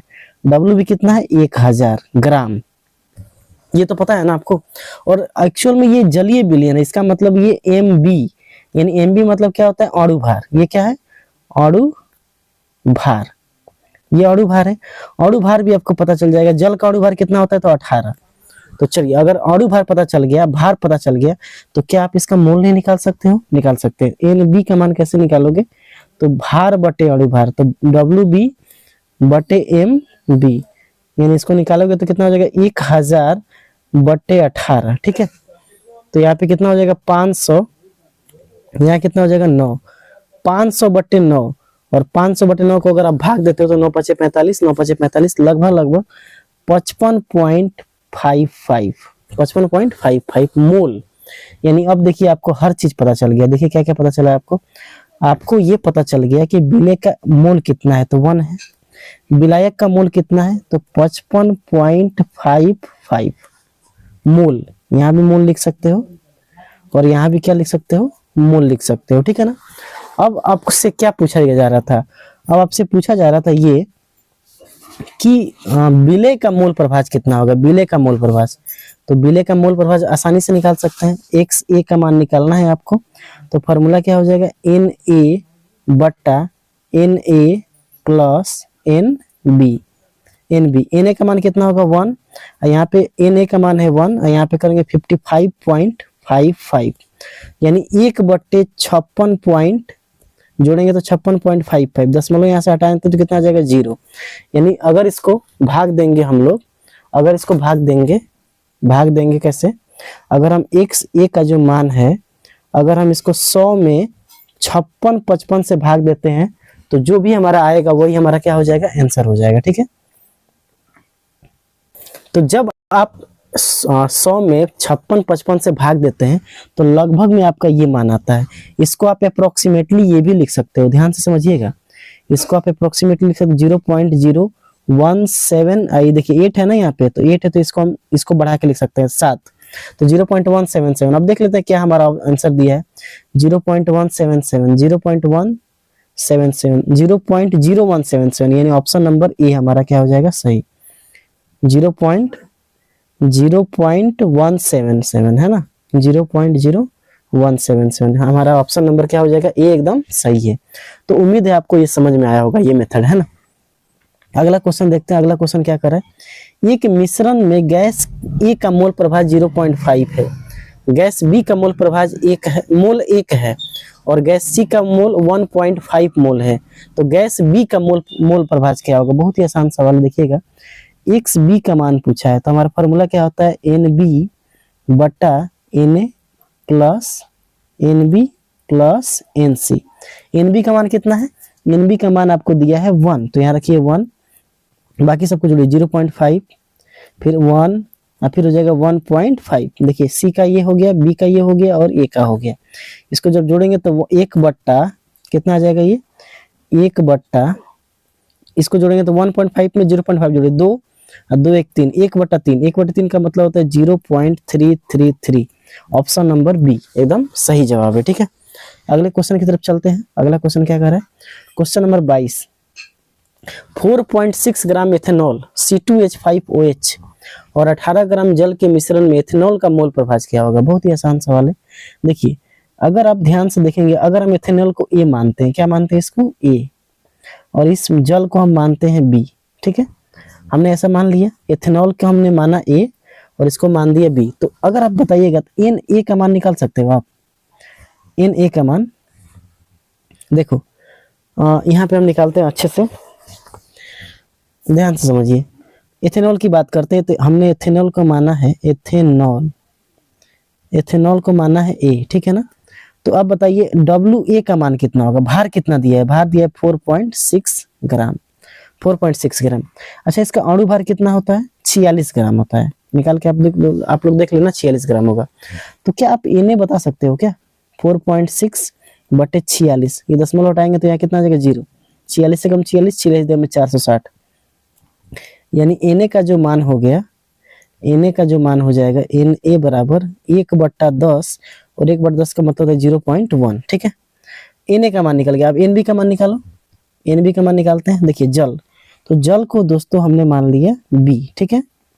जल का भार की बात करते हैं डब्ल्यू ए, और उसका परमाणु डब्ल्यू ए नहीं डब्ल्यू बी, इसको मानेंगे डब्ल्यू एम बी, ठीक है, अणु भार। तो जल का भार कितना है, जल का भार है 18 ग्राम, ठीक है। जल का भार है 18 ग्राम और इसका परमाणु द्रव्यमान भी होता है 18। तो एन बी का मान निकाल दीजिए, एन बी का मान कितना हो जाएगा 18/18, तो कटाएंगे तो कितना हो जाएगा 1, ठीक है। अब क्या करना है आपको, क्या निकालने के लिए पूछ रहा था, आपसे पूछ रहा है एथेनॉल का मोल प्रभाव, यानी एक्स ए निकालना है। तो एक्स ए निकालना है तो फॉर्मूला क्या होता है, एन ए बटा N A plus N b, यही होता है, N A plus N b. N a का मान कितना है, एन ए का मान दिया है 0.1, तो यहाँ रख दीजिए 0.1, एन यहाँ पे 0.1 और प्लस ये कितना है 1 है, कितना है ये 1, यहाँ हो जाएगा 1, जोड़ेंगे इसको तो 0.1, अब बट्टे इसको जोड़ेंगे तो 1.1, यहाँ से दशमलव गायब, यहाँ से दशमलव गायब, तो कितना हो जाएगा 1/11, 1/11 का मतलब होता है 0.0, 1199, 0.01, 0.01 जो 9, 0.01 9 जो होगा वही हमारा क्या हो जाएगा आंसर, यानी ऑप्शन नंबर सी एकदम सही जवाब है, ठीक है। तो इस तरह से इस सवाल का आप आंसर बना सकते थे। ये न्यूमेरिकल क्वेश्चन है, ऑब्जेक्टिव वाले, इसको आपको बहुत अच्छे से प्रैक्टिस करना है, ठीक है ना। अगला क्वेश्चन देखते हैं। अगला क्वेश्चन क्या कर रहा है, एक बिलियन जिसमें भार के अनुसार 25% जल है, 25% एथेनॉल है और 50% एसिटिक एसिड है, तो उसमें जल का मोल प्रभाव क्या होगा। बहुत ही आसान सवाल है, ठीक है ना। हाँ भार के अनुसार दिया है, ठीक है, अब सबको लिखते हैं ना। अच्छा ये बताइए बिलियन में भार के अनुसार जल कितना है, जल का भार कितना है, यहाँ लिखते हैं जल, जो दिया है जल, जल हो गया जल, उसके बाद क्या दिया है एसिड, एथेनॉल और एसिटिक एसिड, जल ethanol, ethanol acetic acid, acetic acid, ठीक है। जल का कितना दिया है, जल दिया है 25%, ये एथेनॉल 25%, यानी ये भी 25%, यानी 25 ग्राम मान लीजिए इसको, भार कितना हो जाएगा 25 ग्राम, ये कितना हो जाएगा 25 ग्राम, और ये एसिटिक एसिड कितना हो जाएगा 50 ग्राम, 50 ग्राम, यानी ये हो गया W1, ये हो गया W2 और ये हो गया W3, ठीक है। W3 का मान हो गया W3, ठीक है, W3, ठीक। अच्छा जल का M1 का मान निकालिए, जल का कितना होता है 18, जल का परमाणु क्रमांक कितना होता है 18, एथेनॉल का कितना होता है तो C2H5OH, C2H5OH, तो कार्बन का कितना हो जाएगा 12, कार्बन का होता है 12, लेकिन कार्बन है 2 गो तो 12 दूना 24, हाइड्रोजन का होता है 1 और हाइड्रोजन है 5, ऑक्सीजन का कितना होता है, ऑक्सीजन की अगर बात किया जाए तो ऑक्सीजन का होता है 16 और फिर हाइड्रोजन का होगा 1, तो इसको जोड़ दीजिए 12 दूना 24 प्लस 5 एकम 5, 16 1 17, 24 5 29 और 29 17 46, कितना हो जाएगा 46, तो यहाँ पे इसको मिटा देते हैं, 46 यहाँ पे लिखेंगे, कितना लिखेंगे 46, यानी M2 का मान कितना हो जाएगा, M2 का मान की बात किया जाए तो ये 46 हो जाएगा, ठीक है। अब M3 निकालिए, एसिटिक एसिड, एसिटिक एसिड का दिया भी है 60, कितना दिया है 60, तो यहाँ लिख देते हैं सीधे 60 ग्राम। अब क्या पूछा है हमसे, कह रहा है कि जल का मोल प्रभाव क्या होगा, ठीक है। तो जल का आपसे मोल प्रभाव पूछा है तो जल का मोल प्रभाव निकाल देते हैं। जल का मोल प्रभाव निकालना है आपको, जल का मोल प्रभाव, ठीक है। तो जल का मोल प्रभाव निकालने के लिए क्या करेंगे हम लोग, जल किधर ये है x1 निकालना है, तो x1 बराबर क्या होगा, x1 बराबर होगा n1 बटे n1 plus n2 plus n3, यही ना होगा। यानी सब में आपको क्या निकालना पड़ेगा, सबका मोल निकालना पड़ेगा। तो सबका मोल पहले निकाल देते तब इसको बैठाते हैं फॉर्मूला पे ना। तो देखिएगा पहले निकालते हैं n1 कैसे निकालेंगे, भार बटे अणु भार। तो भार कितना है 25, अणु भार कितना है 18। अच्छा n2 कितना होगा 25 बटे 46। n3 कितना होगा, n3 का मान कितना हो जाएगा, n3 का मान हो जाएगा 50 बटे 60। ठीक है, ये आपका मोल हो जाएगा। ठीक है, तो चलिए इसको सॉल्व कर देंगे तो हमारा मोल आ जाएगा। यानी n1 का मान निकालेंगे तो 18 बटे 25 को भाग दीजिए, जो भी आपका आएगा वही क्या हो जाएगा। तो इस तरह से जब आप भाग देंगे 18 में 25 से, तो आपका आ जाएगा n1 का मान आ जाएगा 1.38। उस तरह जब आप n3 का भाग देंगे n2, यहाँ पे क्या होगा n2, तो n2 का मान कितना हो जाएगा 0.54। और जब आप 50 में 60 में भाग देंगे तो 0.83 आ जाएगा। ठीक है ना। अब आपको निकालना है x1, क्या निकालना है x1। तो x1 निकालने के लिए आप क्या करेंगे, x1 बराबर n1 बट्टा n1 plus n2 plus n3। n1 का मान अब रख दीजिए यहाँ पे 1.38, इसका मान रखिए, सबको जोड़ दीजिए 1.38 प्लस 0.54 प्लस 0.83। अब इसको सॉल्व कर दीजिएगा तो ये आपका क्या हो जाएगा, आंसर हो जाएगा। ठीक है, तो इसको सॉल्व कीजिए और बताइए कितना आ रहा है। तो देखिए दोस्तों, हमने आपके काम को आसान कर दिया। हमने क्या कर दिया कि हम इसको जोड़ेंगे। जब इसको जोड़ेंगे दोस्त, जब इस चीज को हम लोग जोड़ेंगे ये वाला, तो हमारा आ जाएगा 2.75। आप जोड़ लीजिएगा और 1.38 से भाग देंगे तो हमारा आ जाएगा आंसर 0.5018। अब आप ऑप्शन देख लेते हैं, 0.5018। देखिएगा हमारा जो आंसर है 0.5018, लेकिन वैसा ऑप्शन यहाँ पे कोई दिया नहीं है। तो आप ध्यान समझिएगा, 0.50 ये 8 5 से ज़्यादा है। तो जब ये 5 से ज़्यादा होता है तो इसको हम बढ़ा देते हैं, यानी एक जो हो जाएगा वो 2 हो जाएगा, और ऑप्शन आपको मिल जाएगा 0.502। तो ये हमारा आंसर हो जाएगा option number B. Option number B जो 13 नंबर सवाल का ये आंसर हो जाएगा। ठीक है, अगला क्वेश्चन देख लेते हैं। अगला क्वेश्चन क्या करें, गैसीय मिश्रण में किसी गैस का आंशिक दाब उसके मोल प्रभाज के सीधा समानुपाती या अनुपातिक होता है। यह नियम किसने दिया था। गैसीय मिश्रण में किसी गैस का आंशिक दाब उसके मोल प्रभाज के सीधा समानुपाती होता है। तो ये दिया था हेनरी ने। किसने दिया था, हेनरी का नियम यही है। हेनरी ने यही बोला था किसी भी गैस को अगर द्रव में किसी भी द्रव में गैस को अगर मिलाना है तो उसका जो आंशिक दाब होगा उसके मोल प्रभाज के क्या होता है, मोल प्रभाज के अनुपातिक होता है। तो क्वेश्चन नंबर 14 कह रहा है कि गैसीय मिश्रण में किसी गैस का आंशिक दाब उसके मोल प्रभाज के अनुपातिक होते हैं। यह नियम किसने दिया था। तो ये नियम दिया था दोस्तों हेनरी ने, है ना। हेनरी ने यही बोला था कि अगर किसी द्रव में गैस की विलेयता को बढ़ाना है तो आप उसके आंशिक दाब को बढ़ा दो, और विलेयता जो होती है वो सीधा समानुपाती होती है मोल प्रभाज के। यानी अगर किसी गैस का मोल प्रभाज ज्यादा है तो इसका मतलब ये हुआ कि उस गैस का आंशिक दाब भी क्या होगा, ज्यादा होगा। ये हेनरी का नियम है। ठीक है, अगला क्वेश्चन देख लेते हैं। क्वेश्चन नंबर 15, अरे 6 ग्राम यूरिया NH2CO NH2, ये यूरिया का सूत्र है, ध्यान रखेंगे इसको। इसका अणु भार कितना है 60। 90 ग्राम जल में घोला गया तो यूरिया का मोल प्रभाज क्या होगा। ठीक है ना, चलिए इसको बनाते हैं, ध्यान समझिएगा। 6 ग्राम यूरिया है और उसको हम अणु भार कितना है 60, 90 ग्राम जल में मिलाते हैं। देखिए यूरिया की अगर बात किया जाए,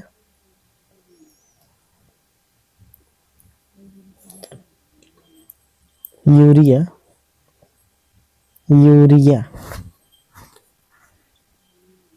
ये यूरिया हो गया और ये जल हो गया। इसका भार कितना है 6 ग्राम, और इसका भार कितना है WB।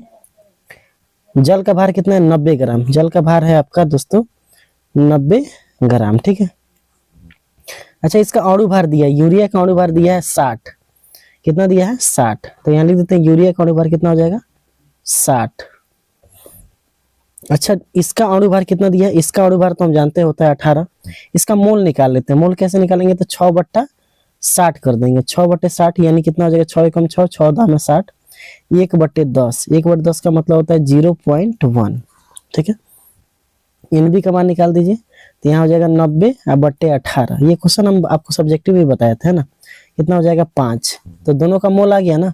अब दोनों का मोल आ गया तो आपसे क्या पूछा गया है, आपसे पूछा गया था कि यूरिया का मोल प्रभाव निकालिए। तो यूरिया का मोल प्रभाव निकाल देते हैं। XA का मान पूछा है हमसे, तो क्या करेंगे Na प्लस NB। Na का मान कितना है 0.1 और यहाँ पे रख देंगे Na का मान 0.1 और प्लस 5। तो 0.1 अब बटे इसको जोड़ेंगे तो 5.1। 5.1 का मतलब हो गया 1 बट्टे, यहाँ से दशमलव हटेगा और यहाँ से भी दशमलव हटेगा, तो 1/51। अब 1/51 को आप भाग दोगे तो जो भी आपका आंसर आएगा वही आपका क्या हो जाएगा आंसर। ठीक है, 1/51। अब इसको देखिए, अगर आप थोड़ा सा दिमाग लगाएंगे तो इसका जो अप्रोक्सीमेट आंसर है वो आप निकाल सकते हो। देखिएगा मैं आपको तरीका बताता हूँ। आप मान के चलिए XA बराबर, अगर मान के चलिए 1/51 के बदले कितना होता है 50, तब इसका कितना आता, तब ये आता 0.02, 0.02 लगभग में 0.02। तो जो भी ऑप्शन होगा दोस्तों वो 0.02 के करीब होना चाहिए। अब देखते हैं कहाँ ऐसा दिया है 0.02 के करीब, ये है क्या, नहीं है, ये 0.025 ज्यादा हो गया, हमको इससे कम चाहिए, तो ये भी नहीं हो सकता है, ये भी नहीं हो सकता। तो ऑप्शन नंबर क्या हो जाएगा, ऑप्शन नंबर बी। आप भाग देके देखिएगा इतना ही आएगा। कितना आएगा ये 1/51 को अगर आप भाग दोगे तो आएगा 0.0196। आप भाग देके देख लो, यही आएगा। ठीक है ना, तो इस तरह से आपका ऑप्शन नंबर बी क्या हो जाएगा सही। तो कभी कभी आप ऑप्शन को ना गेस करके भी वहां तक पहुंच सकते हो। ठीक है ना, अगला क्वेश्चन देखते हैं क्या कर रहा है। एक गैसीय मिश्रण में 4 ग्राम H2 और 16 ग्राम He है, तो हाइड्रोजन का मोल प्रभाव ज्ञात कीजिए। ठीक है ना, अच्छा एक H2 है और एक He है। ठीक है, He है। अच्छा इसका भार कितना है WA, इसका भार है कितना, H2 का भार है 4 ग्राम, इसका भार कितना है WB, इसका है 16 ग्राम। ठीक है, अब देखिए WMA का मान कितना होगा, MA, तो हाइड्रोजन का कितना होता है, हाइड्रोजन का होता है दोस्तों 2, तो 2 फिर 2 यू है तो 4 ग्राम। अच्छा हीलियम का कितना होता है MA, MB होगा ना यहाँ पे, MB कितना हो जाएगा, तो ये 4 मोल होता है, इसका कितना अणुभार होता है 4। अब इसका मोल निकाल लेते हैं। मोल कैसे निकालेंगे, तो भार बटे अणुभार, तो Na बराबर भार है 4 और अणुभार भी है 4, घटा देंगे तो कितना हो जाएगा 1। NB भार कितना है 16 और अणुभार है 4, घटा देंगे कितना हो जाएगा 4। अब हमसे क्या पूछा, हाइड्रोजन का मोल प्रभाव यानी XA निकालना है। XA बराबर तो Na बटा Na प्लस NB। Na का मान कितना है 1 और 1 प्लस 4, तो ये हो जाएगा 1/5। 1/5 का मतलब हो जाएगा 0.02। 0.02 ऑप्शन में जो भी होगा, 1/5 तो दिया ही है, 1/5 0.02 भी दिया होता तो वो भी ऑप्शन हमारा सही हो जाता। तो यहाँ पे 1/5 क्या हो जाएगा, सही हो जाएगा। अगला क्वेश्चन देख लेते हैं, मोल प्रभाज की इकाई क्या होती है। तो मोल प्रभाज की इकाई कुछ नहीं होती, यह एक इकाईहीन राशि है। ठीक है ना, ऑप्शन नंबर डी सही हो जाएगा। अगला क्वेश्चन देख लेते हैं क्या कर रहा है कि एक बाइनरी मिश्रण में अवयव A और B के मोल प्रभाज XA और XB है, इनमें से कौन सा संबंध सही है। तो हम लोग पढ़ चुके हैं XA प्लस XB जो होता है इसका योग कितना होना चाहिए, 1 होना चाहिए। अब ऑप्शन देख लीजिए, ऑप्शन नंबर बी। अगला क्वेश्चन देख लेते हैं क्या है। अगला क्वेश्चन 98 ग्राम H2SO4 जिसका अणुभार कितना है 98, 1 किलोग्राम जल में घोला गया, तो H2SO4 का मोल बताइए। ठीक है, देखिए H2SO4 की बात करें, H2SO4 इसको हम A मान लेते हैं, तो ये क्या हो जाएगा, यहाँ पे अगर इसको माने तो WA, इसका भार कितना है 98, इसका परमाणु क्रमांक भी कितना होता है, इसका परमाणु क्रमांक Ma जो होता है वो भी कितना होता है 98 ही दिया है। ठीक है ना, जल का बताइए, जल का WA कितना है, तो जल 1 किलोग्राम यानी 1000 ग्राम है। ठीक है, भार इसका WB है ना, और MB निकाल दीजिए, तो MB कितना हो जाएगा, MB यानी जल का होता है 18। ठीक है, अब क्या करना है आपको, मोल निकालना है, तो Na का निकालिए, तो 98/98 इसको घटाएंगे कितना हो जाएगा 1, एक यानी H2SO4 का मोल कितना आ गया 1। अब NB निकालिए, तो 1000/18 इसको भाग देंगे तो 55.55 आएगा। ठीक है ना, 55.55। अब आपको निकालना है क्या निकालना है आपको? आपसे पूछा जा रहा है कि H2SO4 का मोल प्रभाज्य यानी XA पूछा जा रहा है। XA बराबर तो क्या होगा? XA बराबर Na बट्टा Na प्लस NB। Na का मान है 1 और यहाँ पे Na का मान है 1 और 55.55 यानी 1/56.55। जब इसको भाग दीजिएगा तो आएगा 0.177। 0.17 जी जहाँ भी मिलेगा ऑप्शन में मार दीजिए, ठीक है ना। 0.17 ऑप्शन नंबर एकदम ए है, तो ऑप्शन नंबर ए क्या हो जाएगा? सही। यानी हमने जो क्वेश्चन डिस्कस किया वो क्वेश्चन नंबर 19 था। और आइए इस सेशन का आखिरी सवाल को देख लेते हैं। आखिरी सवाल क्या कह रहा है? कह रहा है कि 100 ग्राम जलीय विलयन में 10 ग्राम ग्लूकोज घुला हुआ है, तो ग्लूकोज का मोल प्रभाज्य ज्ञात कीजिए, ठीक है। 100 ग्राम जलीय विलयन में 10 ग्राम ग्लूकोज घुला हुआ है। विलयन में 100 ग्राम है, विलयन कितना है? 100 ग्राम। तो ग्लूकोज कितना है? ग्लूकोज है 10 ग्राम, यानी इसका भार कितना है? WA 10 ग्राम, ठीक है। अच्छा, तो जल का भार कितना हो जाएगा? जल का भार WB कितना हो जाएगा? 90 ग्राम, ठीक है, क्योंकि दोनों मिला के 100 होना चाहिए। अब देखिएगा, अब इसका हमको निकालना क्या है? MA। तो ग्लूकोज का होता है 180 ग्राम। ग्लूकोज का कितना होता है? 180 ग्राम। कई बार हम लोग पढ़ चुके हैं ना, ऐसे आप निकाल भी सकते हो। देखो निकालते हैं, C6H12 और O6 यही होता है ना। कार्बन का कितना होता है? 12, और कार्बन है कई गो? 6 गो। हाइड्रोजन है 1 और है कई गो? 12 गो। ऑक्सीजन कई गो है? 16 और है कितना? 6। 12 छके 72, 12 और प्लस 16 छके 96। इसको जोड़ोगे तो कितना आ जाएगा? 180 ग्राम पर मोल, ठीक है। मिला दिया जाए इसको।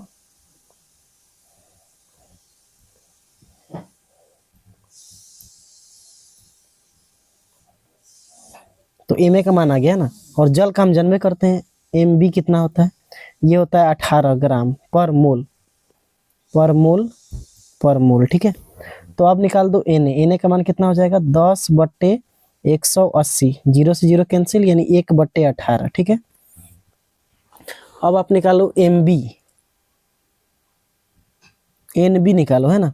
तो 90/18, इसको भाग दीजिए कितना हो जाएगा? 5। अब क्या कीजिए, 1 में 18 से भाग दे दीजिए, है ना। 1 में जैसे ही 18 से भाग दोगे तो जो भी आपका आएगा